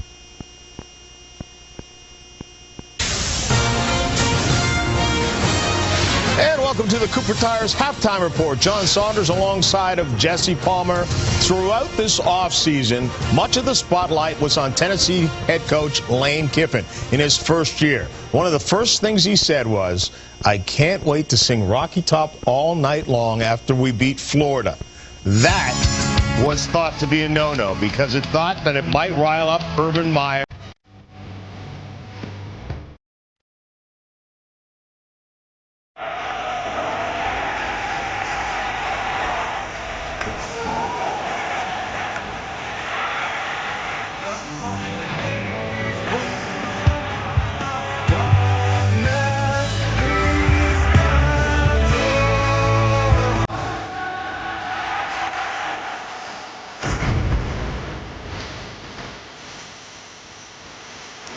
Seattle's own Pearl Jam bringing us back here. Husky Stadium, they're starting to believe those in purple right now. Tied up 10-10. Aaron Court running the show for USC. And Terry Gannon back with David Norrie and Quinn Kesnick down on the field. You know, USC fans have seen this movie before. Last year they beat Ohio State. They go on the road. They lose to Oregon State. It's 10-10. How are the Huskies getting it done? Well, I think they've done a great job keeping this crowd in the football game, and the noise is always a factor here. It was a factor in the first half. The Huskies would like to keep it that way into the second half, and I think they've taken the run game away from USC, especially there in the second quarter. They've put this game squarely in the lap of Aaron Court. Jake Locker's starting to believe, too. He's heating up here. It's the second quarter, really, momentum all on the side of Washington. We check out a Pacific Life game summary. Aaron Court, the start from Mac Barkley, who is injured. Great opening drive, very good first quarter, but the second hasn't matched it. Well, Court looked great on the opening drive. He really did. And on that last drive, you know, to end the first half, he regained some of that sharpness. He hit the big ball down the middle of the field to Stanley Havili. And the Trojans are going to want to see some more of that from Corp here in the second half. Quentin Richardson back deep from his own 2. Across the 20 out to the 23. Quint, what do you have down on the field? Well, I spoke to Steve Sarkisian at halftime when he came out. I asked him what changed at 10-0. He said initially they were too excited, trying too hard on offense, flying around a little too much on defense. He said the key adjustments were made in this ball game on the defensive line, both in terms of personnel. They've made some flip-flops and schematically on that defensive line. He said that really made a difference in the second quarter. Well, you talk about adjustments. It's safe to say, I think, that no two staffs will know each other better than these two. You know all about Steve Sarkisian taking over here after being the offensive coordinator for Pete Carroll. Nick Holt, the defensive coordinator for Washington, was at USC as well. A number of assistants. First down pass right through the hands of Devin Aguilar. Now we saw the numbers on Jake Locker in the first half, 7 of 11. And not big numbers, just over 100 yards. But you know, the Huskies have to be most impressed with his ability to keep the playfield clean, to not make turnovers. One of the big plays in the LSU game, the opener, an 8-point win by the Tigers, was an interception that went the other way in the first half. 2nd and 10 for Locker, under center this time. Play action on the run, does this very well. Reverses, looking for a seam somewhere. Gets a block, springs it to the outside. There is Jake Locker at his best. I mean, he may have run 50 yards on that play side to side.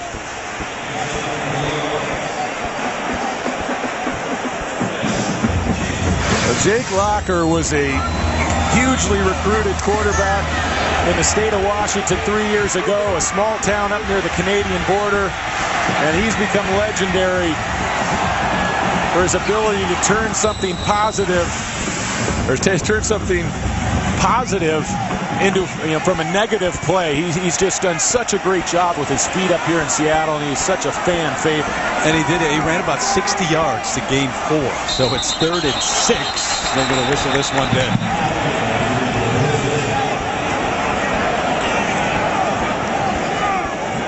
Prior to the snap, false start, number 61 on the offense. 5-yard penalty, 3rd down. It's got to be 3rd and 11. Walker, dual sport guy, not only a dual threat on the football field, but drafted in the 10th round by the Angels and actually has signed and not going to play right away. Obviously, football is his priority, but with that signing bonus, he's able to pay his tuition, and it gives Steve Sarkisian an extra scholarship. You don't have to watch him long to realize just how talented he is athletically. Trojans coming. Here they come. They set up the screen. Walker throws it away.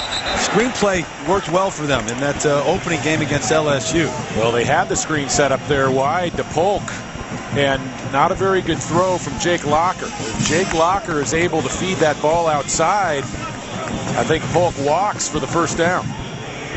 So it's 4th and 11. And Mahan, who's had a good game, comes on to punt it away to Damian Williams.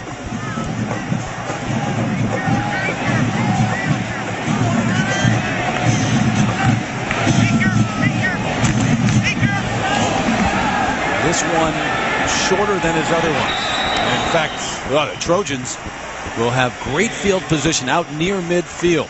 And a punt of just 29 yards for Mahan. A reminder, fans, whether you're living in the Boston area or your heart just never left that city, log on to ESPNBoston.com for local coverage of the Celtics, Red Sox, Bruins, Patriots, all the area's college sports as well. ESPNBoston.com. We've got ESPNChicago.com.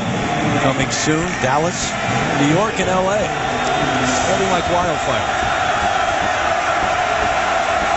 So 1st and 10 Trojans near midfield. Joe McKnight, the tailback. Aaron Court under center. He started the game from Matt Barkley, who's got the shoulder injury. McKnight tweaked an ankle on a return earlier, but he's been back in and been fine. A gain of about 3. Well, at halftime in the locker room for USC, Pete Carroll, I wouldn't be surprised. He's a defensive coach, but I wouldn't be surprised if he got in front of his offensive line and challenged them a bit to reestablish the line of scrimmage, to start playing like they did early in the 1st quarter. The run game has slipped away from the Trojans as we gotten deeper into this football game. Couldn't pick up the 1st down right before the half and had to scramble on it and didn't have enough time to get the field goal unit on. Court, nowhere to run. To the outside he goes. There's a flag back in the backfield as he scrambles and maybe picks up the 1st down, but we'll see what the penalty mark is all about. Looks like it's going against the Trojans. And finally, Aaron Court showing his calling card.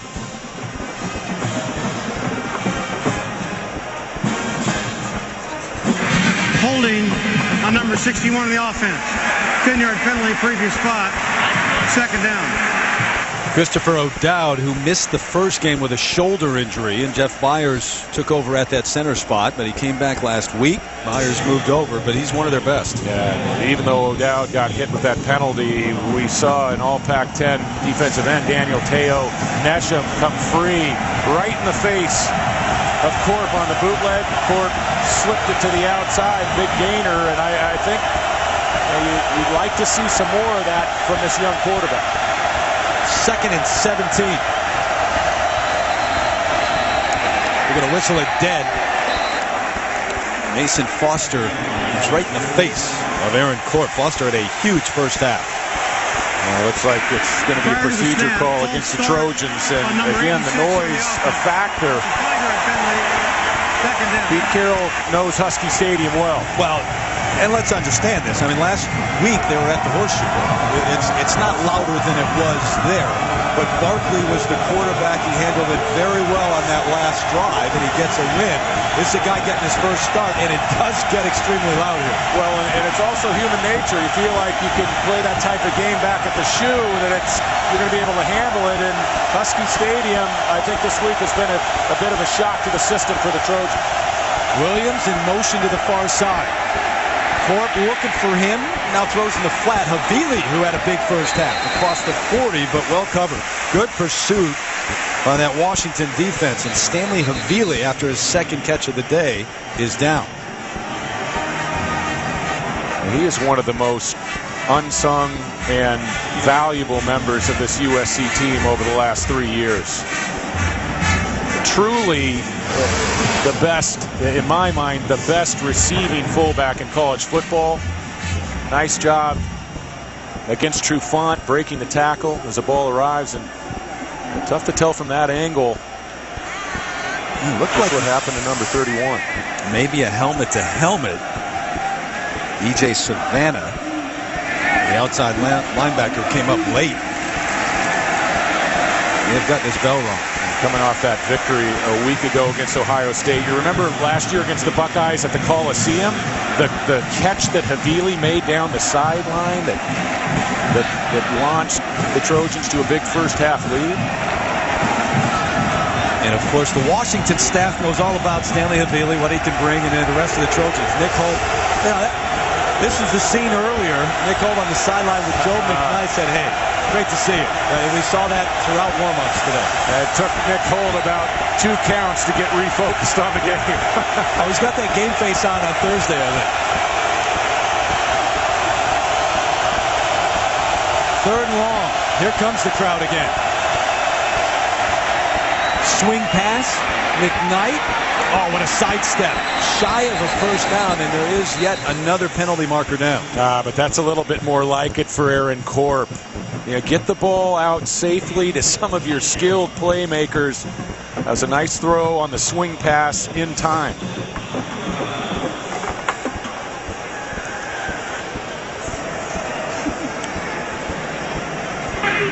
Sidelight interference on the defense. That's a 5-yard penalty from the dead ball spot. First down. Wow. And that is big.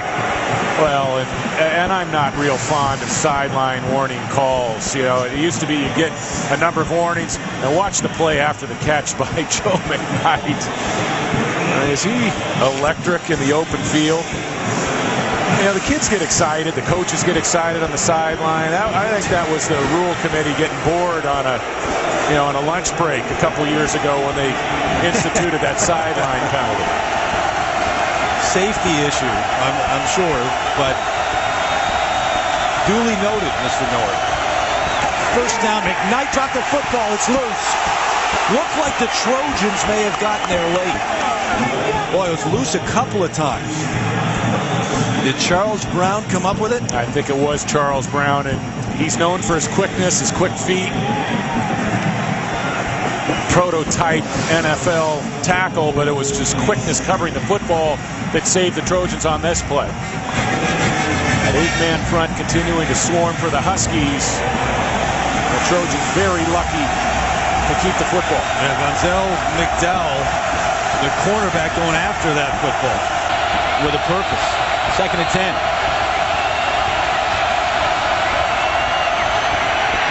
McKnight can't find it one way, comes this way. He's got a first down. The quickness of McKnight to read it, get hit, bounce outside, and pick up a first down. Gain of 13. Mason Foster eventually ran him out. Look at all the Huskies up on the line of scrimmage. Now they're going to bottle him up inside, and they're going to rally to the football. But if you don't wrap him, Joe McKnight has the speed to get to the perimeter, and he was just a step from walking down the sideline. Foster, the first guy to hit him. Nate Williams finally pushed him out, but it's 1st and 10 at the 25. Havili leading Stephon Johnson. He's got a hole and a big gain inside the 15, down to the 14 as we get a report right now from New York and Matt Weiner. All right, Terry, time for an AT&T All-America Player of the Week update. Cal's Javid Best figures to climb up some Heisman charts after 131 yards and a career-best 5 touchdowns in the road win at Minnesota. Text vote to 345-345 on your mobile phone and cast your vote. I think that first one, Javid Best, textbook best. He has 1 or 2 of those every game. Clearly now in the Heisman race. But Veely, with flags coming out behind him, brought to the turf.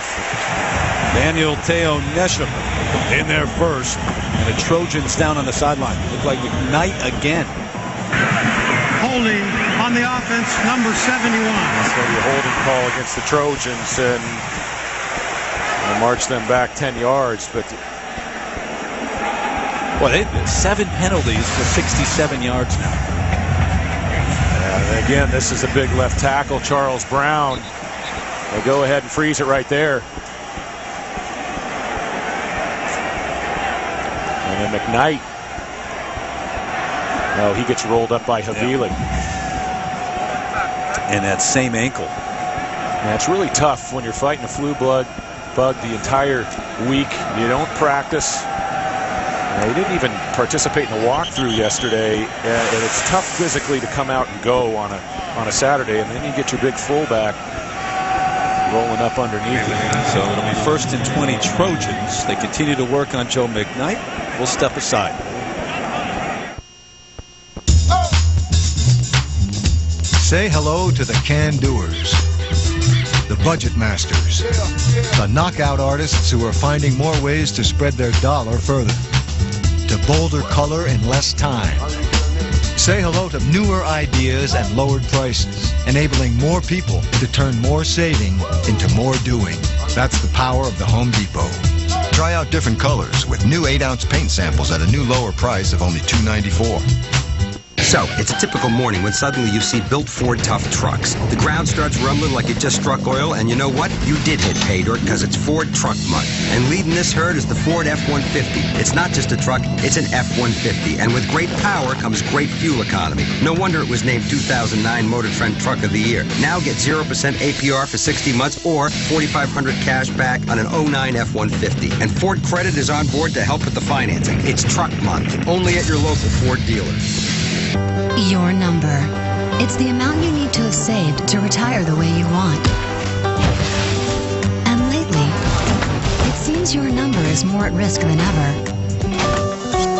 ING can help you find ways to protect your number while you work toward it. So your number can be there for you or your family later. Find your number and discover ways you can protect it at ingyournumber.com. So here we are in the 4th quarter, no time left, and the touchdown is under review. Hey guys, what do you think? We're not ready to go yet. Is there any way you can send this thing into overtime? No problem.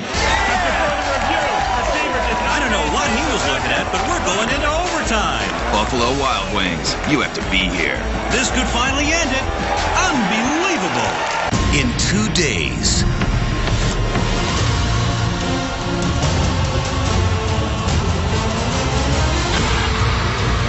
ABC's Dancing with the Stars live 3-night premiere event Monday 8/7 Central on ABC. College football in high definition is presented by Vizio. Now the Space Needle here, downtown Seattle, gorgeous view. Been a great day. No surprise there. Sun came out a little bit, but 7th play of the drive now for the Trojans. Alan Bradford in at tailback on 1st and 20. Corp, who seems to have settled down over the middle's got his man complete inside the 15 down to the 13. Anthony McCoy, the tight end. How about Corp now on this drive? Well, he's starting to get some easier throws. Jeremy Bates has done a nice job play calling to get him some confidence with the easier throws, and about time that Anthony McCoy steps into the picture. He's one of those potent tight ends in football, and Corp's got to use his big tight end. You saw McKnight was up, being worked on the sideline. Stephon Johnson fights his way down to the 12. Got to get to about the 5 for a first down. Clock continues to run. Yeah, and offenses, just because they're facing an 8-man front, they can't give up the run game. And how do you beat an 8-man front? Well, occasionally you have the quarterback run the ball, option plays, you plan runs to the quarterback, but sometimes you just run the ball with the tailback and count on him making the 8th man miss. Well, and as you mentioned, they don't have their deep threat, Ronald Johnson. Not that it comes into play at this situation, but overall, you don't have that to keep a defense honest. Thorpe throws under pressure. Havili slips outside the 15. The ball comes loose late. We'll see if they whistle it dead first. Yeah, he might have been down there. No, Washington football.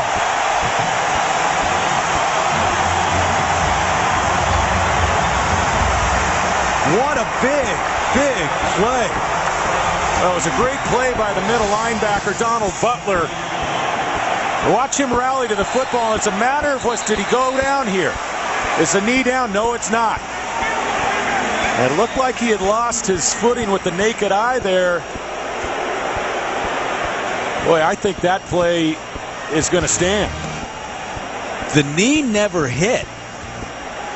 He's still up there as he loses it there. Butler right with him. Eventually Nate Williams, the man who came up with the football. So they'll take a closer look. 8:51 left in the third. Tied up 10-10.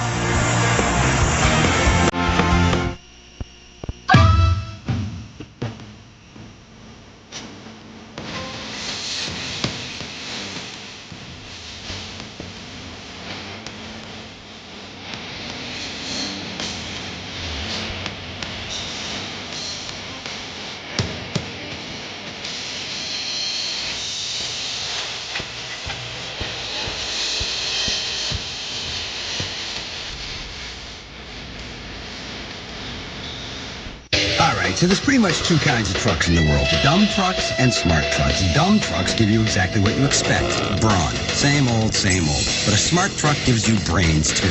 They'll connect you to the internet, help find lost tools, dial your cell phone, and recognize your voice. Know how many smart trucks there are? Just one. The Ford F-150. Your 2.5-ton office just got some new software. It's not just a pickup truck. It's a Ford F-150.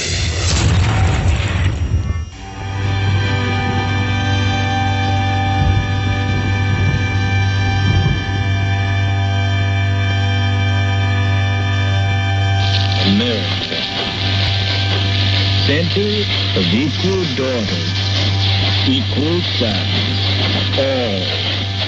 all alike and good, grown, ungrown, young or old, strong, ample, fair, enduring, capable, rich, perennial with the earth, with freedom, law, and love.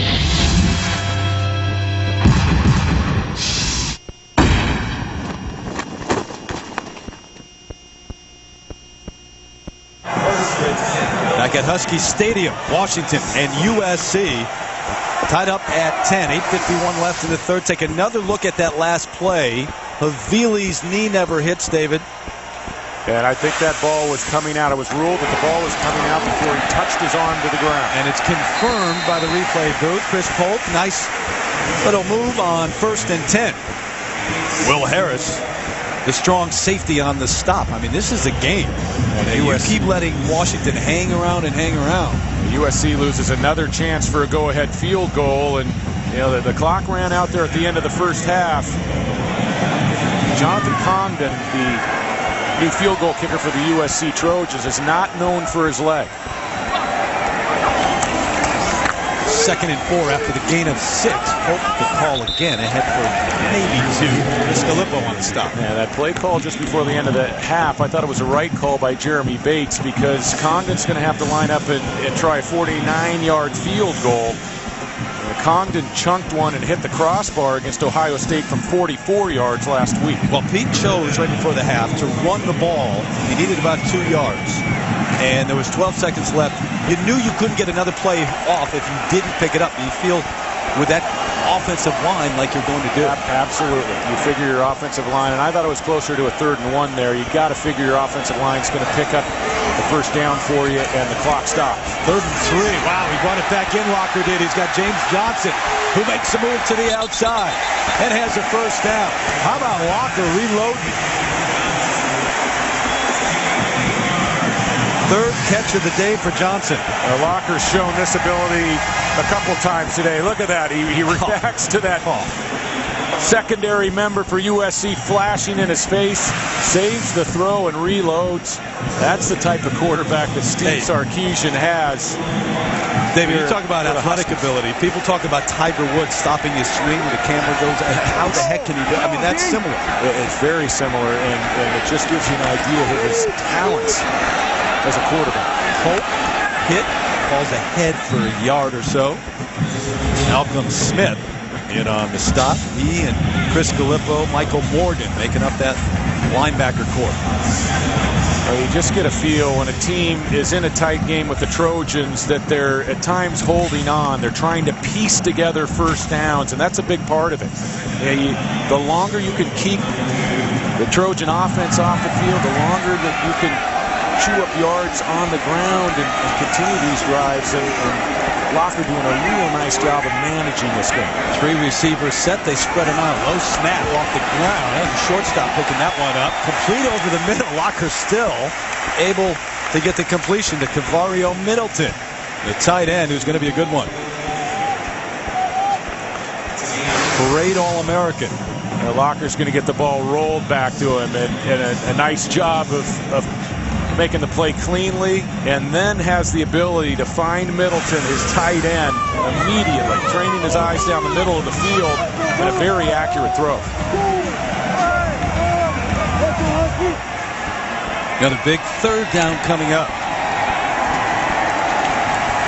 You're getting a sense, though, since that first quarter, of why Pete Carroll thinks this guy's more dangerous than what they faced last week at Ohio State. Middleton incomplete, can't hang on. That's a tough one to catch there. Will Harris with a chance at a big play. Last year, Jake Locker missed the last 8 games of the season. A broken bone up in his wrist and thumb area. You can see him favoring that area with his throwing hand. This is a physical unit that this Husky offense is lining up against. Mahan, a high, short punt. Williams not going to get a chance to bring this one back. And the Huskies fans not happy with that effort. 5:29 left in the 3rd. You're watching ESPN on ABC, home of the 2010 Rose Bowl game and the City BCS National Championship game. Some airlines charge your bag up to $20 to ride in the bottom of the plane. In the dark. No peanuts or nothing. And then if your bag wants to bring one of its little bag friends for company, they can charge up to another $30. That's up to $100 round trip. Why do they hate your bags? At Southwest Airlines, bags fly free. Grab your bag. It's on. Collection of full keyboard phones, like the LG Neon, just $29.99 after mail-in rebate. Okay, so I've done the math on this never-ending pasta bowl. 42 different sauce and pasta combinations. Well, you do the math. I'm doing the Alfredo. The never-ending pasta bowl with new roasted portobello pomodoro. Choose all the sauce and pasta combinations you want for just $8.95 at Olive Garden. Darth, you're up. Hold on, I'm at CapitalOne.com picking a photo for my credit card. Here's one from my prom. Oh, what memories. How about one from our golf outing? I know. Maybe one of my firstborn's son. Dad, Mom says the boys gotta go. Personalize your card by uploading your own photo at CapitalOne.com. What's in your wallet? Ready for a refreshing new take on Bud Light? Introducing Bud Light Golden Wheat. All the drinkability of Bud Light brewed with golden wheat for a refreshing new taste. Bud Light Golden Wheat. Light beer, huge flavor. The 2-hour season premiere, ABC's Grey's Anatomy, Thursday, 9/8 Central. ESPN's College Football on ABC. Brought to you by the Ford F-150. It's not just a pickup truck. It's a Ford F-150. Pacific Life. For insurance, annuities, and investments, choose Pacific Life. The power to help you succeed. And AT&T. Your world delivered. You know, Mr. Norrie, you did a pretty good job. There's some nice places in the Pac-10. Oh, you're kidding me. Seattle and Berkeley a couple of weeks ago. Will be in Eugene for Cal and Oregon next week. Cal a big win today. 1st and 10. Keep it on the ground. Havili around a couple. Across midfield, close to a first down. Stanley Havili doing a little bit of everything for the Trojans. USC usually is trying to find a tailback that's hot. They have so many young talents to choose from. I think the staff has decided that Havili, with the exception of that fumble on the last drive on the 3rd down play, Havili is the back with the hot hand, and they've been feeding the ball to him throughout this game. And you saw McKnight was in on that play, so the ankle's okay. Joe goes to the sideline, and Stephon Johnson, who's the tailback, as they operate out of the eye, and they did pick up the first down. Johnson slips by 1, and Mason Foster, who's had a big game, an outside linebacker, was the first guy to hit him. E.J. Savannah also there. You think about the Pac-10, and this the Pac-10 opener for both Washington and USC. What Pete Carroll has been able to do at USC over the last 7 years, unprecedented. It's unbelievable. And 7 consecutive Pac-10 titles, 7 straight top 4 finishes in the AP poll. The first team to ever win 3 straight Rose Bowls. So they did that last year against Penn State. On to 4 straight. Corp throws deep over the middle. Contact. There's the flag. Yep. No question about it. Desmond Trufant trying to stay with Damian Williams. Well, this isn't a bad play by a true freshman, and a pretty nice throw from Corp.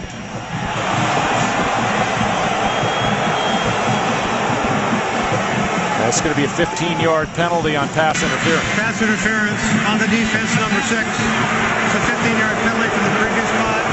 Automatic first down. Well, you see Sarkisian saying, hey, that ball was tipped. And if it was tipped, obviously it's not a penalty. Let's take a look on the ISO first. Damian Williams, such a tough wide receiver to handle. Trufant, not a bad play. You don't want to give up a touchdown here. It's a good call. I did not see a deflection. I think that's a pretty good call by the crew. Tough to tell. And Trufant did arrive early. And that's hard to tell. It was the accuracy on the ball by Cork that set up the penalty. Now they're going to take a closer look now. Another review. I did not see a deflection from that angle, from that look. And maybe we can take a couple more looks.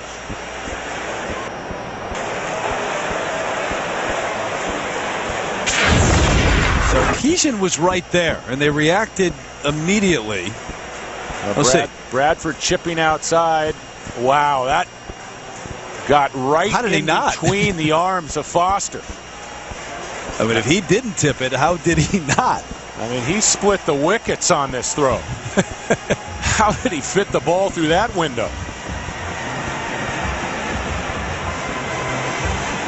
See if we can pick up a change in the rotation on the football. I don't think so. I mean, that ball was delivered with some authority on the skinny post route to Damian Williams, and he put that ball right on a spot to Williams. Well, and I'm not trying to read minds, but Foster didn't react as if he had tipped it, and we even caught him late, having seen the flag thrown back there. So whatever that means. Sarkisian, you have to be so impressed. He's a very sharp. He's always on the ball as a game coach, and I think that's one of the major strengths that this Washington program is getting from Steve Sarkisian. He's got a great feel for decision making during a game. To contest that play and to vocally let the officiating crew know that there was a question, I like it. After a further review, it could not be determined whether or not the ball was tipped at the line of scrimmage. Therefore, the ruling on the field stands, first down. And I couldn't tell. Oh, there was not any video evidence from any of those angles that would clearly lead you to believe that the ball was deflected. See, he reacts right away, so you know he definitely believes it in that moment, but it's got to be irrefutable evidence, indisputable, and you take another look at that, I can't see it. I would have contested it as well. I still can't believe Corp got that ball through Foster. 1st and 10. Play action. Corp throws off his back foot. He's got Havili, his favorite target today. He fights his way down to the 22, the 4th catch of the afternoon. Quentin Richardson on the hit. Now keep in mind that Corp was the starter going into fall camp, and how about a taste of his athleticism? Retreating, 2 defenders, and just slinging that ball outside to his fullback. That is a nice play to keep this drive alive.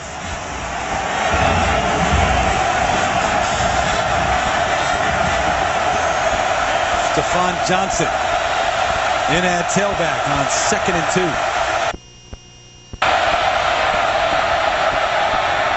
Corp throws, double coverage, intercepted. He threw it right to him. Donald Butler with the pick.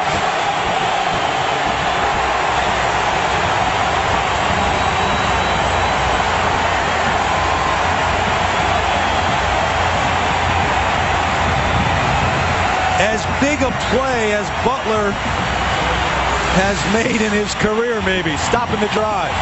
Now this is Donald Butler, the middle linebacker. He's going to drop. He's taught to read the eyes, walls off the inside receiver. And as a quarterback at this level, you're taught to get off of covered receivers, Terry. That time, both Mason Foster and Donald Butler, the interceptor, there was not enough room to fit that ball in. The interception gives Washington the ball at the 23. Chris Polk bounces off of one, still up. Carries tacklers for a first down.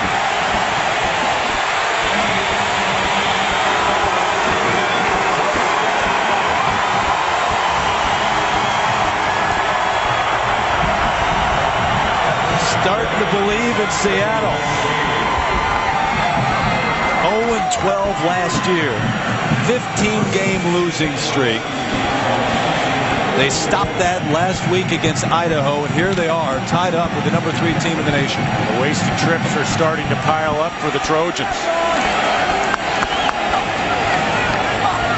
First down out of the eye. Holt again carrying a lot today. And again carrying people out near the 40 as we get an update from Matt Weiner.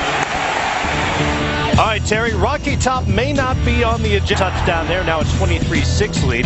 And the nation's longest win streak is in jeopardy. Utah trails at Oregon 28-10 midway through the 3rd. And so Oregon 28-10 in what would be a huge win. And Cal with a big one against Minnesota. They meet next week. Second and 5. Walker changes the play. Play clock down to 3. Walker looks one way, throws the other. Incomplete. Aguilar, the intended. Nice think about Aaron Corp and what he's been through here today. Well, and this is one of the great qualities of Jeremy Bates. He's over there, he's sitting down with his young quarterback, a good quarterback's coach, and even though he isn't the offensive coordinator, he is a play caller.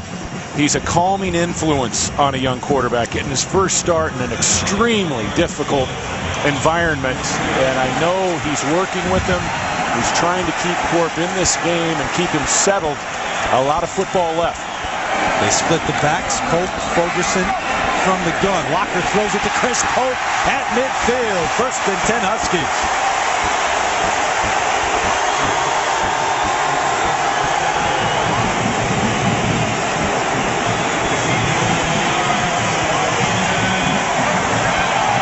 the football to Chris Polk, who grew up in Southern California, was recruited by the Trojans, committed to USC, and changed his mind to come up here to Seattle. Boy, you can see Sarkisian's coaching and Jake Locker's feet. He is becoming a pocket passer.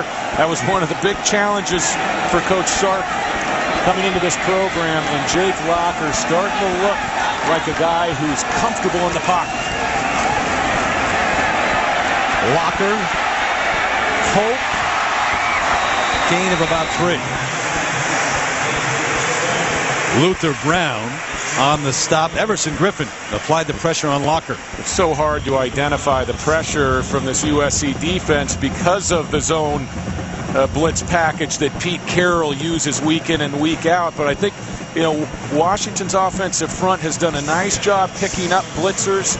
This offensive line, especially the big center Tolar, working with the quarterback Locker, they've been able to identify and pick up that pressure. But if anybody's going to have a sense of what that defense is going to do, it might be Sarkisian. Johnson, the drop. Would have had a first down. Under pressure, though. That is a big drop right there by the true freshman. Jake Locker, he had nice recognition before the snap of the football. He puts the ball outside in great shape for his young wide receiver. You can't have drops like that if you have visions of knocking off a top 5 team. So another big third down coming up. Locker's been terrific picking those up on this drive. 4 of 9 for the Huskies. Focusing in the backfield. Here come the Trojans on the blitz, and they picked it up, and it was right behind the intended receiver. Well, they had a chance with Jordan Polk to break one big time.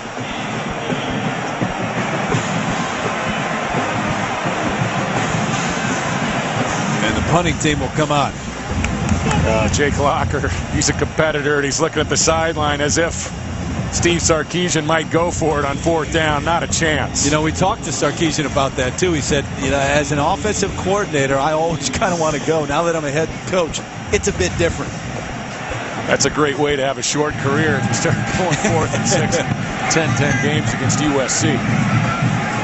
Mahan on. The last one wasn't even 30 yards. Keep this one low. Williams lost it initially, and Mahan gets it back. Dumped right there at the 15. Brendan Hupert on the stop.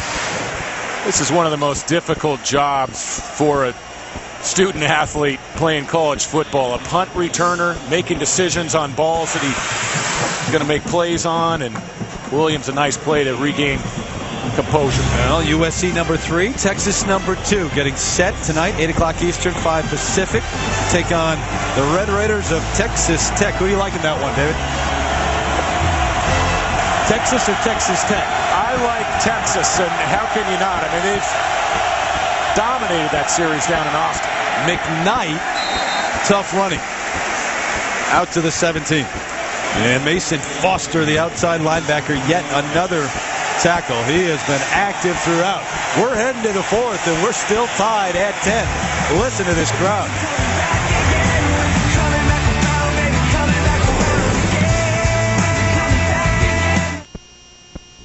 I figure the engineers who built the Ford F-150 are probably the same guys we all cheated off of in science class. We're thinking about pizza, they're thinking about aerodynamic wake properties. Crazy smart. Take fuel economy, for example. You can't get a truck with better mileage, and they didn't give up an ounce of power to get it. In fact, they actually increased the horsepower. Now that is some A-plus truck thinking. It's not just a pickup truck. It's a Ford F-150. 2 half-pounders, please. Even someone your size only needs 1. Yeah, but I'm taking my mama to lunch. $1.99 half-pounders at Taco Bell, featuring the new Nacho Crunch Burrito. $1.99 gives you double the seasoned beef and all the good stuff. Think outside the bun. The entire world blacks out, sees a flash of their own future, and mankind takes on the greatest mystery it's ever faced. What did you see? Television's most anticipated premiere. The whole world's on pins and needles, people. Find out what caused this. Is one of the year's best. FBI! Don't move! What if we just saw a possible future, like a warning?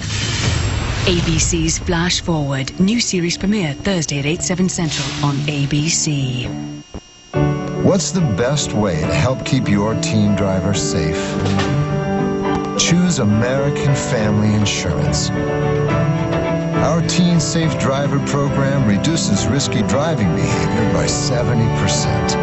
Exclusive in-car camera technology is one more way American Family Insurance helps parents and teens work together to develop safer driving habits. American Family Insurance, the family you choose. At Anthony's, we're committed to fresh fish. We buy directly from the fishermen to assure premium quality. Anthony's is family-owned and dedicated to providing the ultimate Northwest dining experience. When you think of fresh seafood, think Anthony's. We serve it with a view. Start your evening with a 4-course sunset dinner, just $18.95, Monday through Friday until 6 p.m. at Anthony's locations throughout the Northwest. High school highlights and more. Football Friday at 11. SC takes over at its own 17, and look at this. Matt Barkley warming up on the sideline. Shoulder injury and all, and who's he playing catch with? Mitch Mustaine. I think Mustaine is the one that's getting ready. I don't think Barkley can go. Crowd getting louder. Huskies bring the blitz. Nice pickup. And the catch at the 24. Glenn lost his helmet. Well, that is a nice ball from Aaron Korb, because he's going to have to get the ball out quickly, but he's also going to have to drop the ball in over the blitzer. And Osbury, one of those classic big frame wide receivers for USC, securing the football on the sideline. First catch of the afternoon for David Osbury.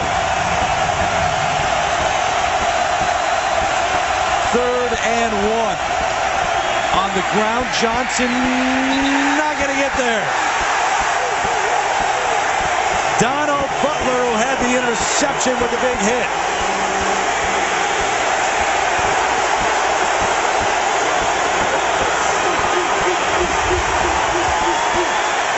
Well, the Huskies were playing the run all the way. And Butler has had himself a football game. How about this, David? The Trojans 0 for 8 on 3rd down conversions. 0 for 8. O'Malley on for the punt. And Joey Ferguson. Fair catch at the 38. So Jake Locker going back to work, and a chance now for the Huskies offense. Nick Holt's defense did the job yet again. They have throughout the afternoon.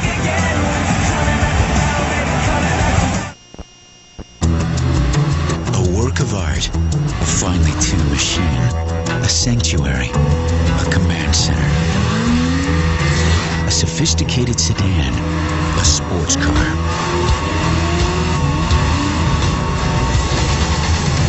Nissan Maxima, the ultimate dual threat. Now get a new Nissan Maxima for 0% APR financing for 60 months. Nissan, proud partner of the Heisman Trophy. So, honey, you know that guy at the bank we met with? I like that idea you had about running a marathon. I'm saving for retirement. I got plans.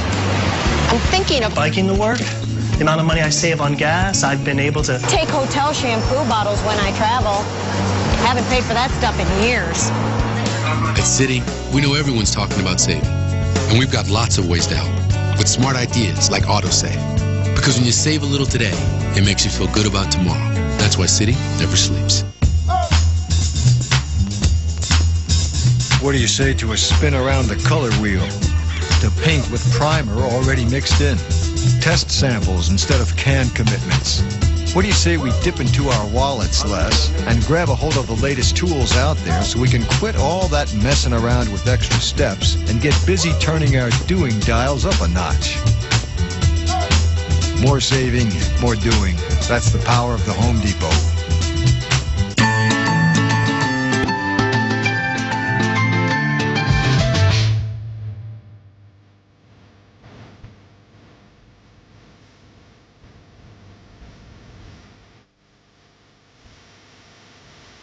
Vacation and barbecue. Small talking and nothing to do. I push you out Shangri-La. And I gotta get away. Thursday, 8/7 Central. The entire world will get a flash into the show USA Today calls one of the year's best. ABC's Flash Forward. New series premiere Thursday, 8/7 Central on ABC. A year ago, the Washington defense was one of the worst in America. Not today, David. Well, Nick Holt told us about his linebackers and watched the middle linebacker, Donald Butler, make the play. He's going to take on Red Ellison, number 40, and gets off the block and makes a great play on the sideline. 1st and 10 from the 39. Quick throw to the sideline. James Johnson with another catch. The true freshman is going to have a great career here in Seattle. Well, he has grown up in a hurry, and he did have a big drop on that last drive. This time makes the catch with the hands. He sure doesn't look like a true freshman. I mean, here's a guy who originally was growing up in Inglewood. Tough neighborhood. Sent away to live with his brother, one of 14 kids, the youngest of 14. And now on the major college level, Holt, the carry, right about to that first down marker. Yeah, he picked it up. This is going to be a first down. They'll move the chains. And Johnson, going back to Johnson, I don't see many wide receivers coming out of high school. 3-4 months out of the lunch line with the route running capability that Johnson has. 6 catches in that LSU game. And a touchdown on his first catch, by the way, of his career. He's got 4 this afternoon. Set up the screen. Goodwin got a blocker. And a first down. Hit hard at the 39, but DeAndre Goodwin, the junior from Pacoima, California, a big game. This is a great play by Osai, the left tackle. Watch him get outside. The Locker does a great job of drawing the pass rush to him, selling the pass. Very accurate throw, and then Osai gets the block outside. Creates a nice crease for Goodwin. Goodwin, their leading receiver a year ago, but a slow start to this season. Came back strong against Idaho last week, though. So congratulations on the sideline. 1st and 10 from the 39 of USC now. Walker throws back this way, got his tight end. Cross the 30, Middleton, and a first down. Quick reminder, you got it. AFC playoff teams from a year ago on ESPN's Monday Night Football. Peyton Manning leading the way for the Colts, trying to hit their stride in their first season under Jim Caldwell. Chad Pennington and the Dolphins. So Monday Night Countdown kicking it off, served by Applebee's at 7 Eastern, 4 Pacific.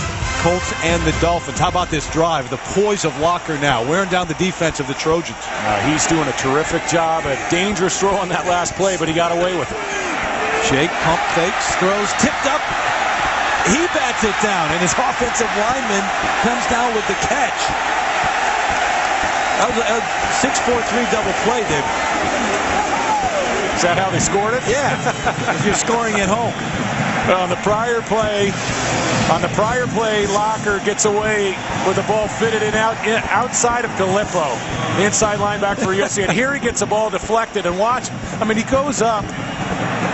That is a tremendously heady play to get up in the air and try to swat that ball to the ground. And give you a little idea of his jumping ability. Get up a little. 2nd and 11.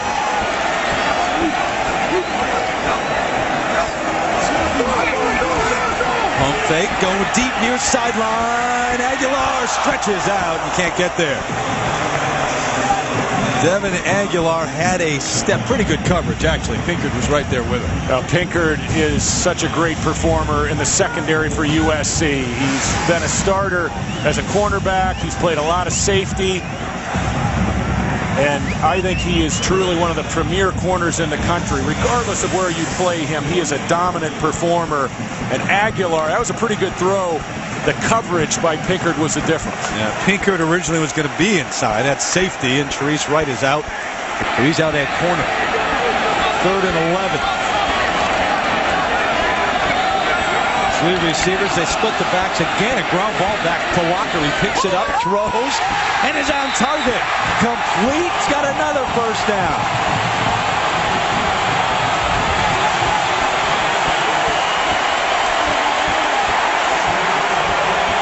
James Johnson's 5th catch of the game. Watch the play that Locker makes on it. This isn't football. This is lawn bowling. And watch Jake Locker makes the play, gets his feet together, gathers himself, and how about that ball outside to Johnson? With Kevin Thomas hanging all over the true freshman. You think you need an arm to make that play? He is truly impressive. So it's first down at the 17 now. Play action, Locker under pressure. That's a dangerous one. Bolt out of the backfield. Chris Gallipo broke that up. That was one of the rare throwing decision mistakes we've seen from Jake Locker, and that could have cost him 7 points the other way.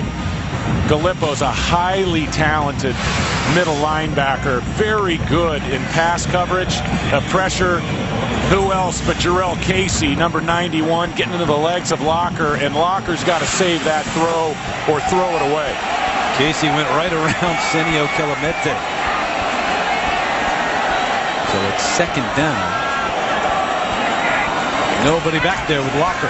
Under pressure again. Flag on the play, incomplete. Got to be a hold. Yeah, I think it is going to be a hold. And for the Huskies, they had a lot of possibilities if the whole hold was not called. And Locker got outside. He could have done some things with his feet. He missed an open receiver. On the offense, number 61. 10-yard penalty, previous spot. 2nd down. You're beaten like that quickly. Your first reaction may be to hold, but Locker's got the speed to get out of the pocket. You don't have to.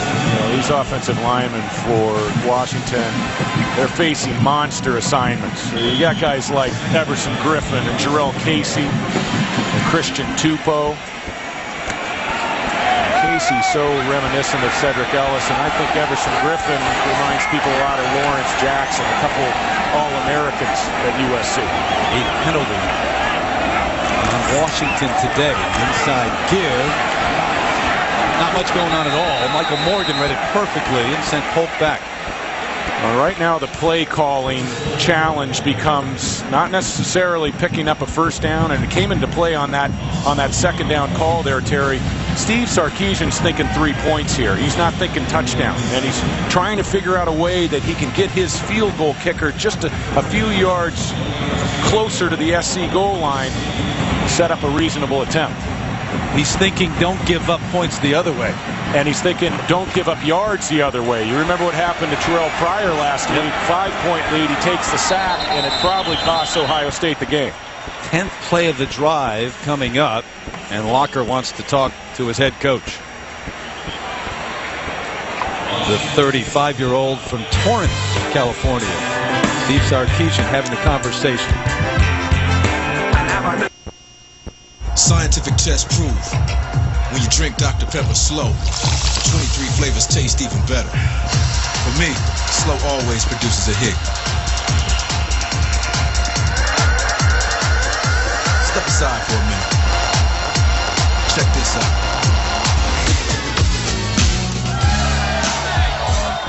Slower is better.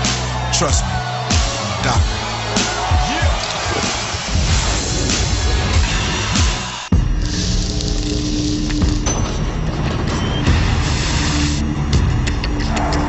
You don't see all the 5,000 quality tests we put the Nissan Altima through. But you can see the result. The Nissan Altima, ranked highest mid-size car in initial quality by J.D. Power and Associates.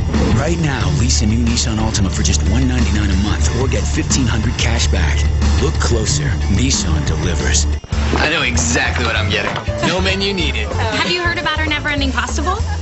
Wait a minute. The never-ending pasta bowl with new sauces like our creamy Parmesan Florentine. Choose all the sauce and pasta combinations you want for just $8.95 at Olive Garden. 27 consecutive bowls. 12 conference titles. And 2 T-bones. My man. Hot Bobby. Oh, Hot Bobby. The more you save on insurance, the more you'll have for football.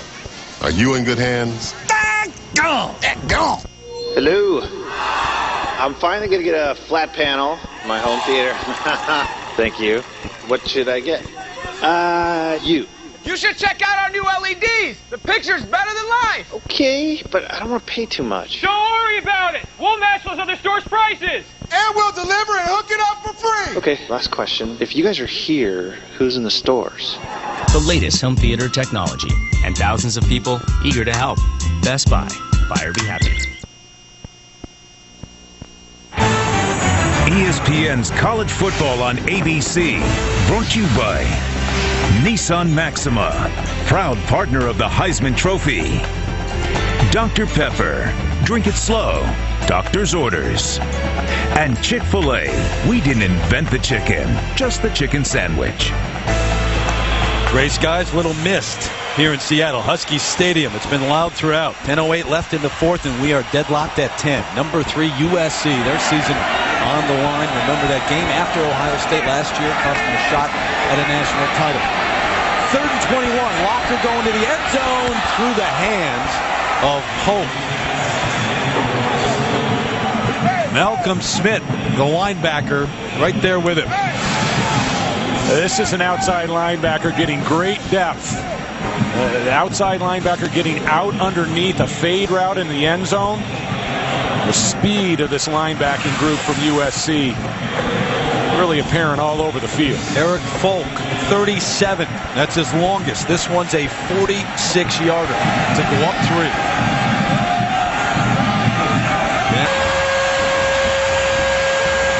And with 9:53 left,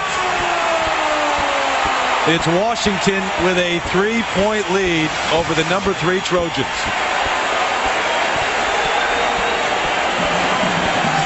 Talking to him this week, I got the sense, I don't know about you, that he was cautiously confident. He felt good about his team, but he knew what he was up against. Well, and he needed some help. USC has had no less than 4 scoring drives end without points. Turnovers. He needed USC to handle the ball sloppy at times. He's gotten that. And look at this team. He's leading the hop. Got the headset knocked off. And what he's done by taking a lead is he has put the game in the hands of Aaron Corp. And that was the game plan. There was a game plan for Steve Sarkisian. It was certainly the game plan for his defensive coordinator, Nick Holt. Will it be Aaron Corp who leads the offense when the Trojans go back out now? I think it would be very tough to put Mitch Mustaine in this situation. To get his first snaps at quarterback since he started those 8 games down at Arkansas. He was 8-0 as a starter back in 06, but it has been a long time. McKnight from his own goal line. Joe brings it back out to the 24 as we check in with Matt Weiner. All right, Terry, Sports Center right now presented by Sprint. And until a few minutes ago, it looked like the nation's longest win streak would end at Oregon. But Utah gets quick points, including this Robert Johnson fumble return. 14 points in 17 seconds, and Utah is back within 4 against Oregon. Not over yet, nor is this one.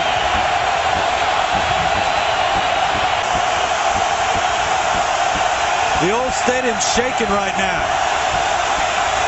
Aaron Corp indeed running the offense. Under center. Straight drop. Throws over the middle. Underthrows. Anthony McCoy is tight end. How about Corp coming back out now? It took one great drive last week by Barkley to win it. How about now? Well, that's a bad ball from Corp. He has McCoy running clean up the seam, up the middle of the field. And he just underthrows this ball. I mean, he short arms this ball. And if he puts that with a little top on it, a little trajectory, and fits it in, McCoy's got his defender beat by a couple steps, and he's got a lot of green in front of him.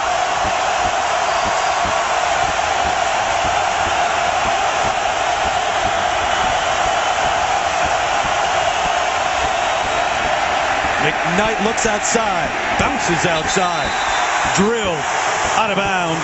Mason Foster, the outside linebacker, on the stop.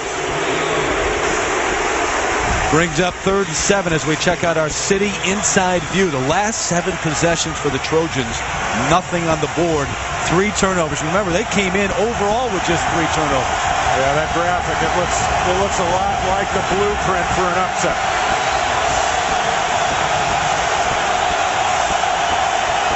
True freshman got a football in his hands over on the sidelines watching. Port throws, batted down. Guess who? Foster again.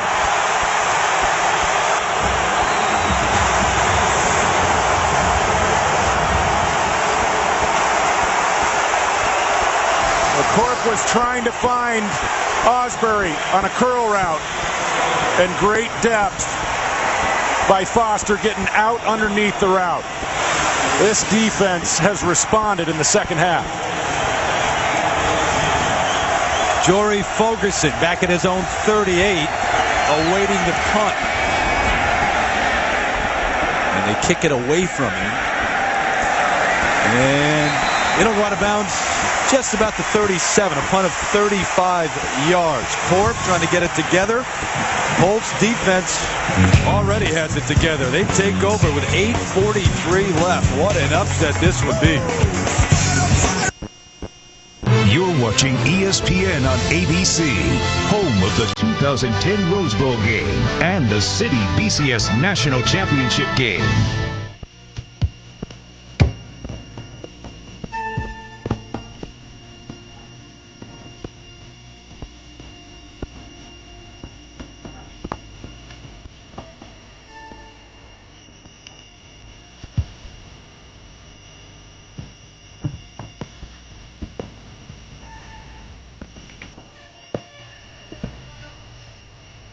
Cube mobile device.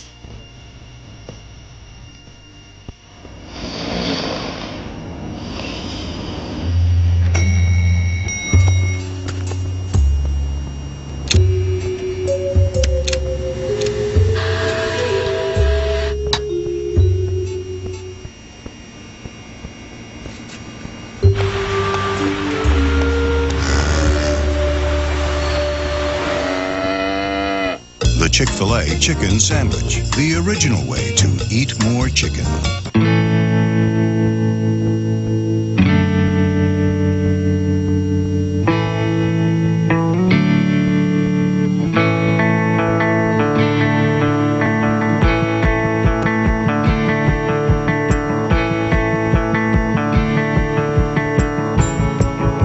When you need it fast, get it fast.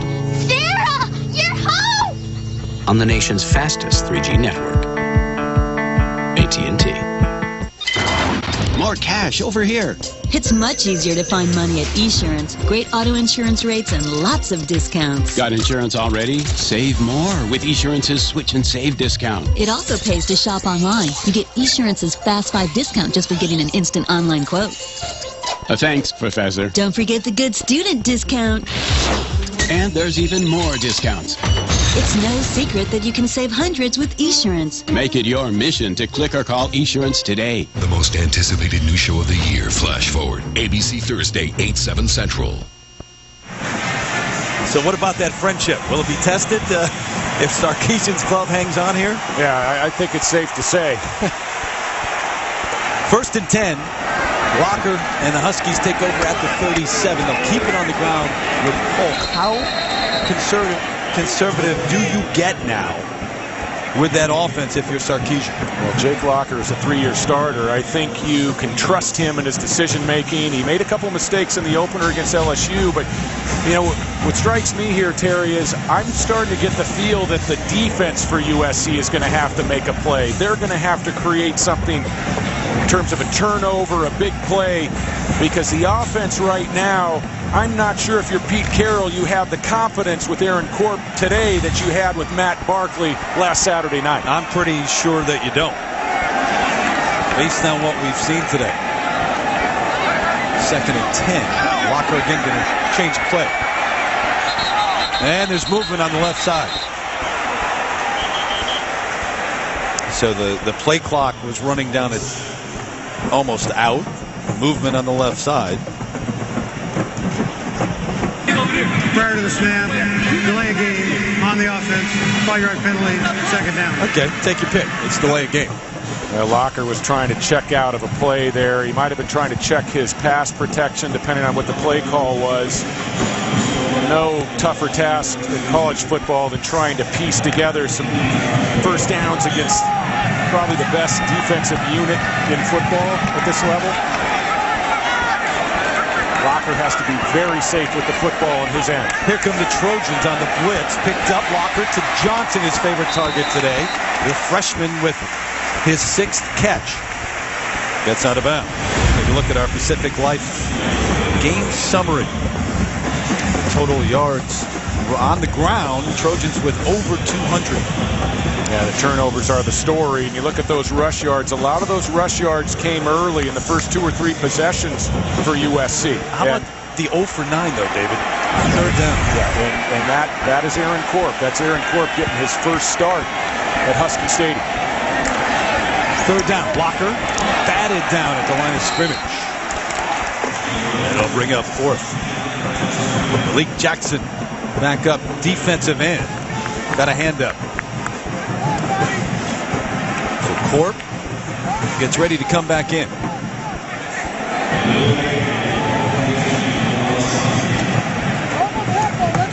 And Williams back at his own 20 awaiting the punt. Will Mahan.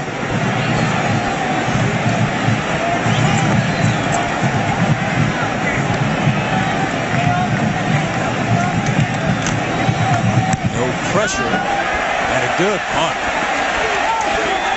Williams from his own 15. Got through one, got through another. Here he comes. Breaks another tackle and is still up. Finally brought down at the 44. So he gives USC great field position to start. Brought it back 28 yards. We got our city inside view. Little video look at the turnovers. That one giving Washington the ball at the 35. Then at the 12, a big one. Yeah, Havili giving up the football. Trojans in the red zone, and then the pick. Butler reading the eyes of the young Aaron Corp. But that return by Damian Williams is huge. It opens up the playbook for Jeremy Bates on this drive. You remember a week ago, it was with 7 minutes and 15 seconds left on the clock that the Trojans took over and started that long march down the field. 7-minute mark. McKnight lost the football. Trojans have it at the 22. At least they did initially. David Ausberry came up with the fumble as McKnight just left it on the turf. Well, this is a great hustle play by offensive players. Not quitting on the play. Joe McKnight, you think he's a step from taking it all the way, but you trail the play. And just a great job of making the recovery. Huskies a golden opportunity to turn this football back in their favor. Quentin Richardson was the man who knocked it loose. Ausberry comes up with it, and so it's 1st and 10 at the 22.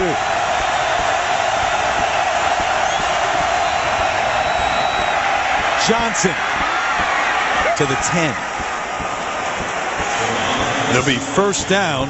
We'll see if they mark it right outside the 10 or not. This is what this offensive line had to do. The game on the line, just as they did a week ago. The offensive line took over. They took control of the football game, and it makes it a lot easier to get Aaron Corp some success when you're controlling the line of scrimmage. Johnson is deep as the tailback. Dumped right at the line of scrimmage. You think about that punt return. Damian Williams giving the offense finally good field position with that return. And then the big burst by McKnight on 1st down. Well, it was huge. The punt return gets you out. You're comfortable near midfield. You don't have to worry about turnovers. And then obviously Joe McKnight ripping off that big game. The offensive line for USC looks like they're up for the task. Washington trying to force a field goal attempt.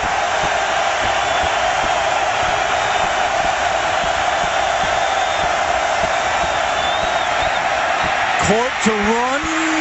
Almost got away. And brought down by Richardson, the man who knocked the ball loose from McKnight. A gain of 5. Quentin Richardson might have saved the game for the Huskies here. Watch the cornerback dip inside. First he leaves his feet on the arm fake, and then he's able to regain his balance and make a play against a very efficient runner at quarterback. 3rd and 6. They can get a first down without getting to the end zone. Inside the 1 they'd have to get.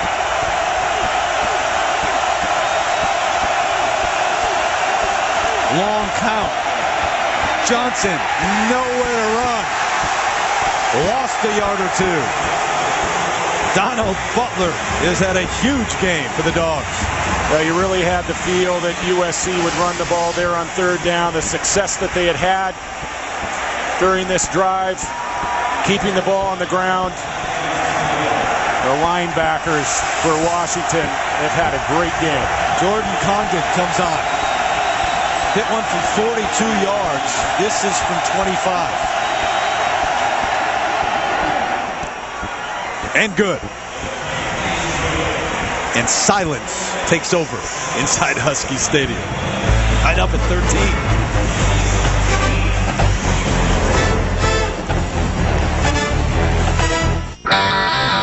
When I think of value, I think of something that's going to last. Something that's priced right. I think of Wrangler. Always have. For unbeatable comfort and value, you can count on Wrangler 5-star premium denim jeans. Built comfortable with a relaxed fit. Priced right for a great value. You can pay more, but you won't get more. Wrangler, real, comfortable jeans. When this shoe store added Aflac to its employee benefits package at no direct cost to the company, it was a perfect fit. Find out more at AflacForBusiness.com. A work of art, a finely tuned machine, a sanctuary, a command center, a sophisticated sedan, a sports car.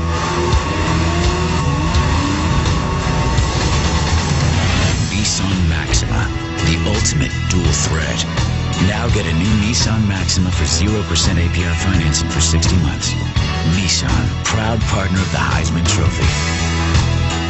Okay, so I've done the math on this never-ending pasta bowl. 42 different sauce and pasta combinations. Oh, you do the math. I'm doing the Alfredo. The never-ending pasta bowl with new roasted portobello pomodoro. Choose all the sauce and pasta combinations you want for just $8.95 at Olive Garden.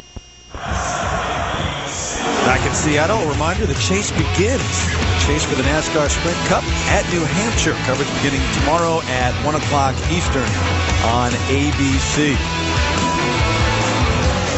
So the standings, Mark Martin, the leader, and then Tony Stewart and Jimmy Johnson right after that. Johnson looking for his 4th.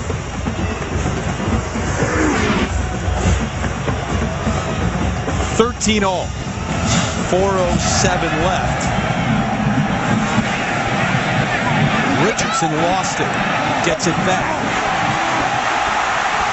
Breaks to the outside across the 30 and is drilled out of bounds.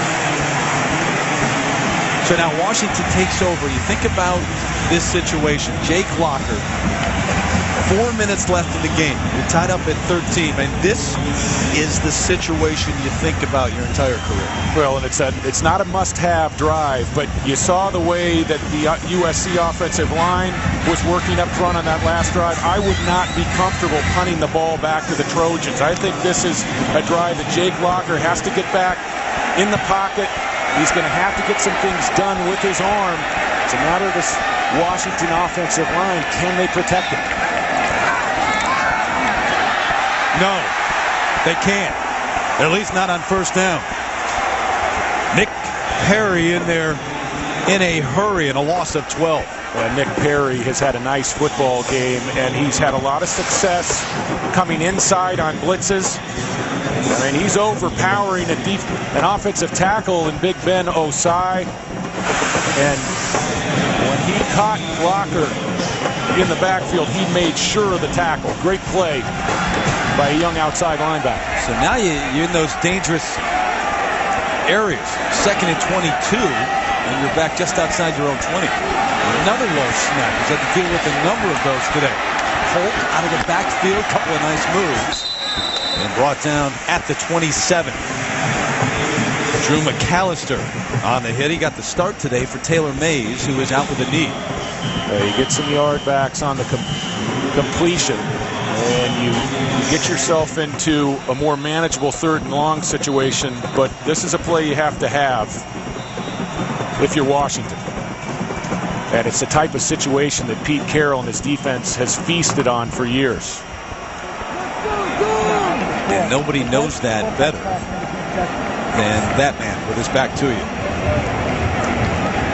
But even if you know they're going to bring them, you don't know from which direction are they going to bring them. Well, and it's zone pressure. And Pete Carroll defenses always have a safety in the middle of the field, deep, catching everything, the center fielder. They play zone behind the pressure, so even if you pick up the pressure and even if you get the ball out cleanly, they're still in pretty good shape. They're not chasing in man-to-man assignments. They're going to be able to rally to the football. To pick up this first down in this situation, Terry, you're going to need protection. You're going to need a great throw by Jake Locker. And it's just very tough against USC in 3rd and long. USC burned the timeout, so both teams now with 2 timeouts left with 3:03 remaining. So great action here. This has been a heck of a game. Pac-10 opener for these guys. And Texas Tech, number 2 Texas, at 8 o'clock Eastern, 5 Pacific. ABC Saturday Night Football presented by Southwest Airlines coming your way tonight. And you know, as he breaks the huddle, Jake Locker is thinking, first and foremost, I have to make sure that I don't turn the ball over in my own end. Johnson, Colt, Hirsch, the wideouts. Locker over the middle, got his man. Big time throw and catch for a first down. Jermaine Kearse held on.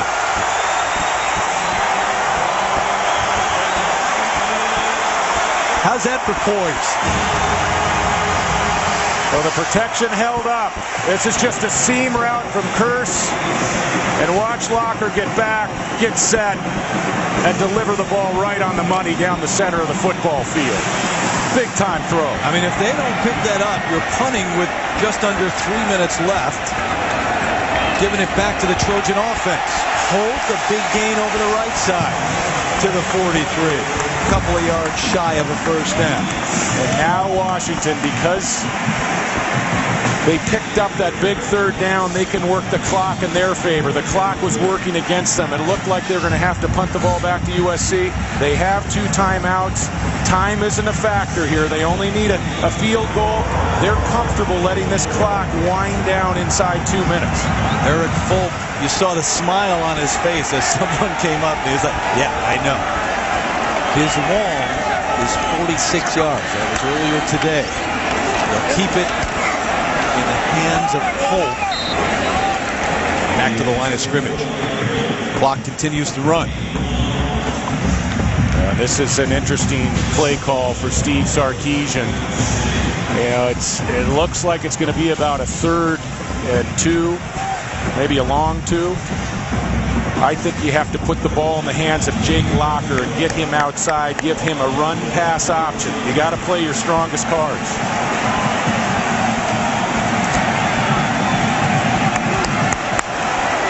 I'd be very surprised if you don't see play action here with the Jake Locker roll. Here he goes. Gonna tuck it and run. Will he get there? Yes. On the dive.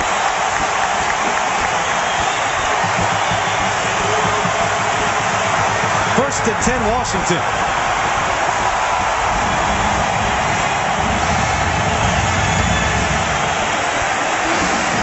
Jake Locker sets this up with a beautiful play fake, and then he has number 93 Griffin in a bind.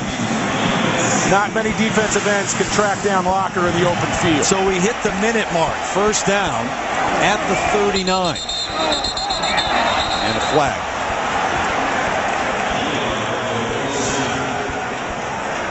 Yeah, it looks like Washington is going to make a big mistake here. Number 71 on the offense. The 5-yard penalty. First down. Clock will start and they're ready for play. Cody Hobbin, the right tackle, moved. That is a devastating mistake inside a minute to go. 10 penalties on the day for Washington. We're under a minute. Clock continues to run. Pass situation. Walker, good drop, throws this side. Johnson almost lost it. Got it back to the 35. Inbounds, though.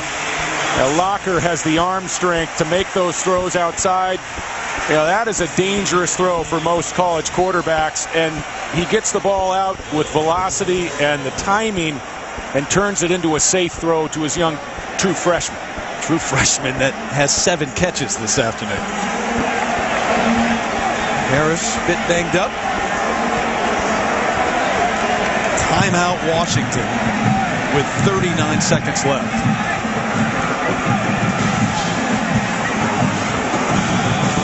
On the verge, perhaps, of a huge upset. Steve Sarkisian, who's taken over as the head coach at a school that went 0-12 last year. And, of course, you know, he was the offensive coordinator for Pete Carroll.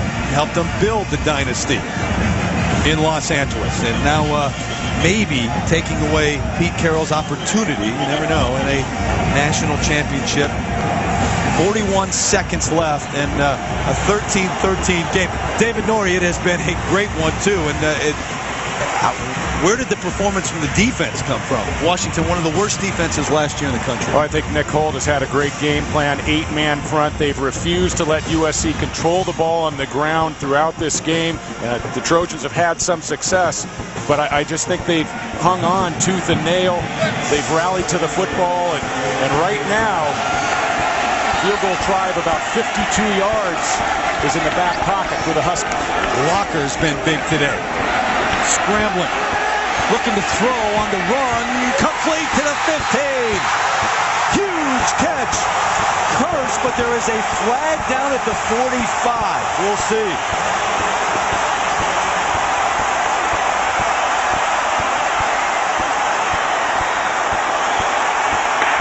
Personal foul, roughing the passer, number 99 on the defense. Roughing the passer against USC.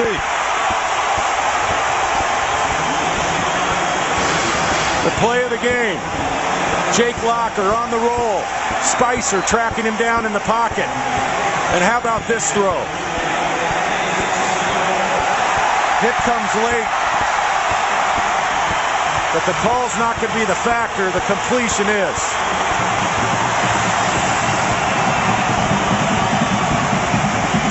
USC with 2 timeouts.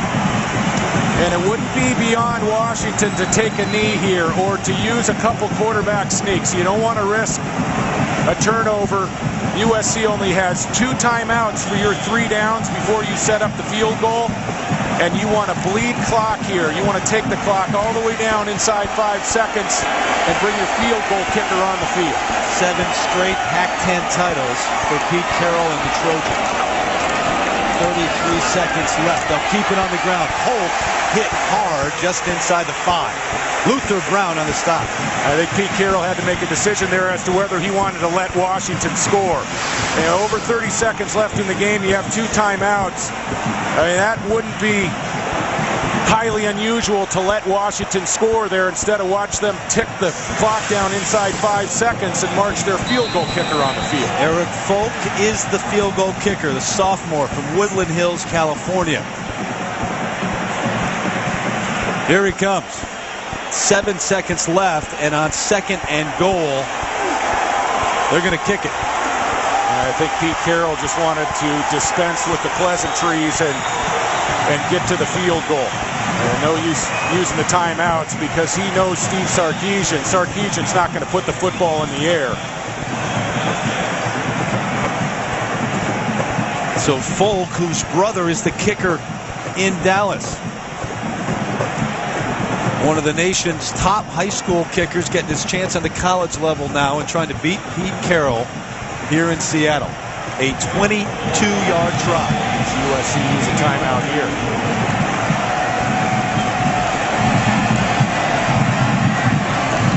Game on the line.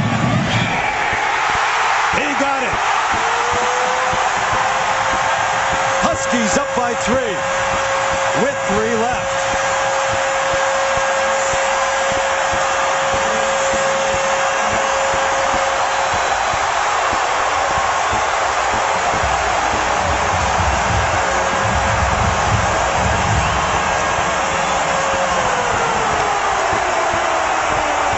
the season began with all that USC had to replace on defense, people were asking the question, if not now, when?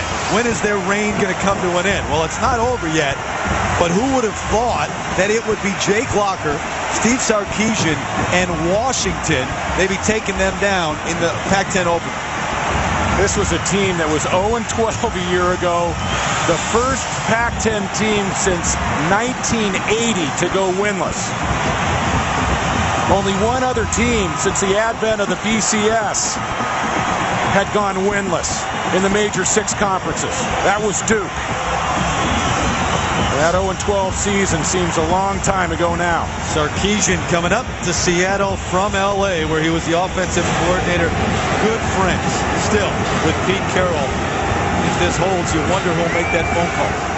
Well, you know the Trojans have practiced this right here. They're going to try to keep the ball alive as long as they can. They squib it to the 18. Johnson bringing it back. Stephon looking for room. McKnight trying to throw a block. Ball is up. Still running. Flag is down. That's it anywhere. Huskies upset the Trojans here in Seattle.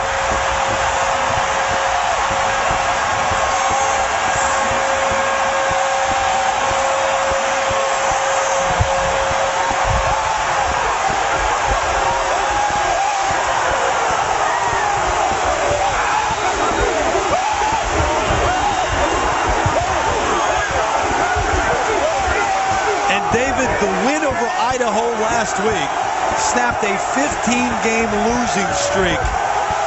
Even with that momentum, as much as they wanted to believe, I'm not sure many did here. What an effort from the defense. What an effort from Jake Locker. Jake Locker had to be the key to this victory. And the plays that he made, the big third down conversions on that last drive, unbelievable. Take it in. Like a Hollywood script. Locker today, 21 of 35 for 237 yards. Remember, he ran in from 4 yards out. He got the first 6 on the board for the Huskies. He made 2 throws to Curse on that final drive that were as good as you'll see at this level. The 3rd and long on the seam route and then rolling to his right. The play that put Washington in place for the upset. Down in the red zone. Jake Locker has come of age. Brent, what do you have? Come on, man. Coach, you sent Eric Folk out for that last kick. What was going through your mind? Well, our kids played really hard. I don't know if we played very good, but played hard. It's an amazing game. What made the difference down 10-0? I don't know. Our kids just played hard, you know. Got to give them all the credit in the world. They're a great team. We played hard. How do you best describe this scene? That's unbelievable, man. This is what we were hoping for, and we're getting there. We're trying hard. Didn't take long. Week 3. Congratulations, Coach. Insanity, man. All right, Clint, and you think back to a week ago. Matt Barkley's drive against Ohio State is one that will be remembered for a long time by Trojan fans, and this one by Locker, and the 2009 version of the Huskies will be remembered forever, maybe. I mean, this is a takedown number 3. You take down the Trojans. So many scoring lines here with Sarkisian beating Pete Carroll, the 0-15 streak, and they get the win. I don't think anybody would have believed it, and the way that this Washington team responded inside 5 minutes to go, the game on the line, unbelievable. 16-13, the final. Washington wins it. For David and Quinn, our entire crew, I'm Terry again, and let's go back to our Times Square studio and John Saunders. Here's your pizza, and because I'm late, I got you a free dessert pizza. Don't put up with this.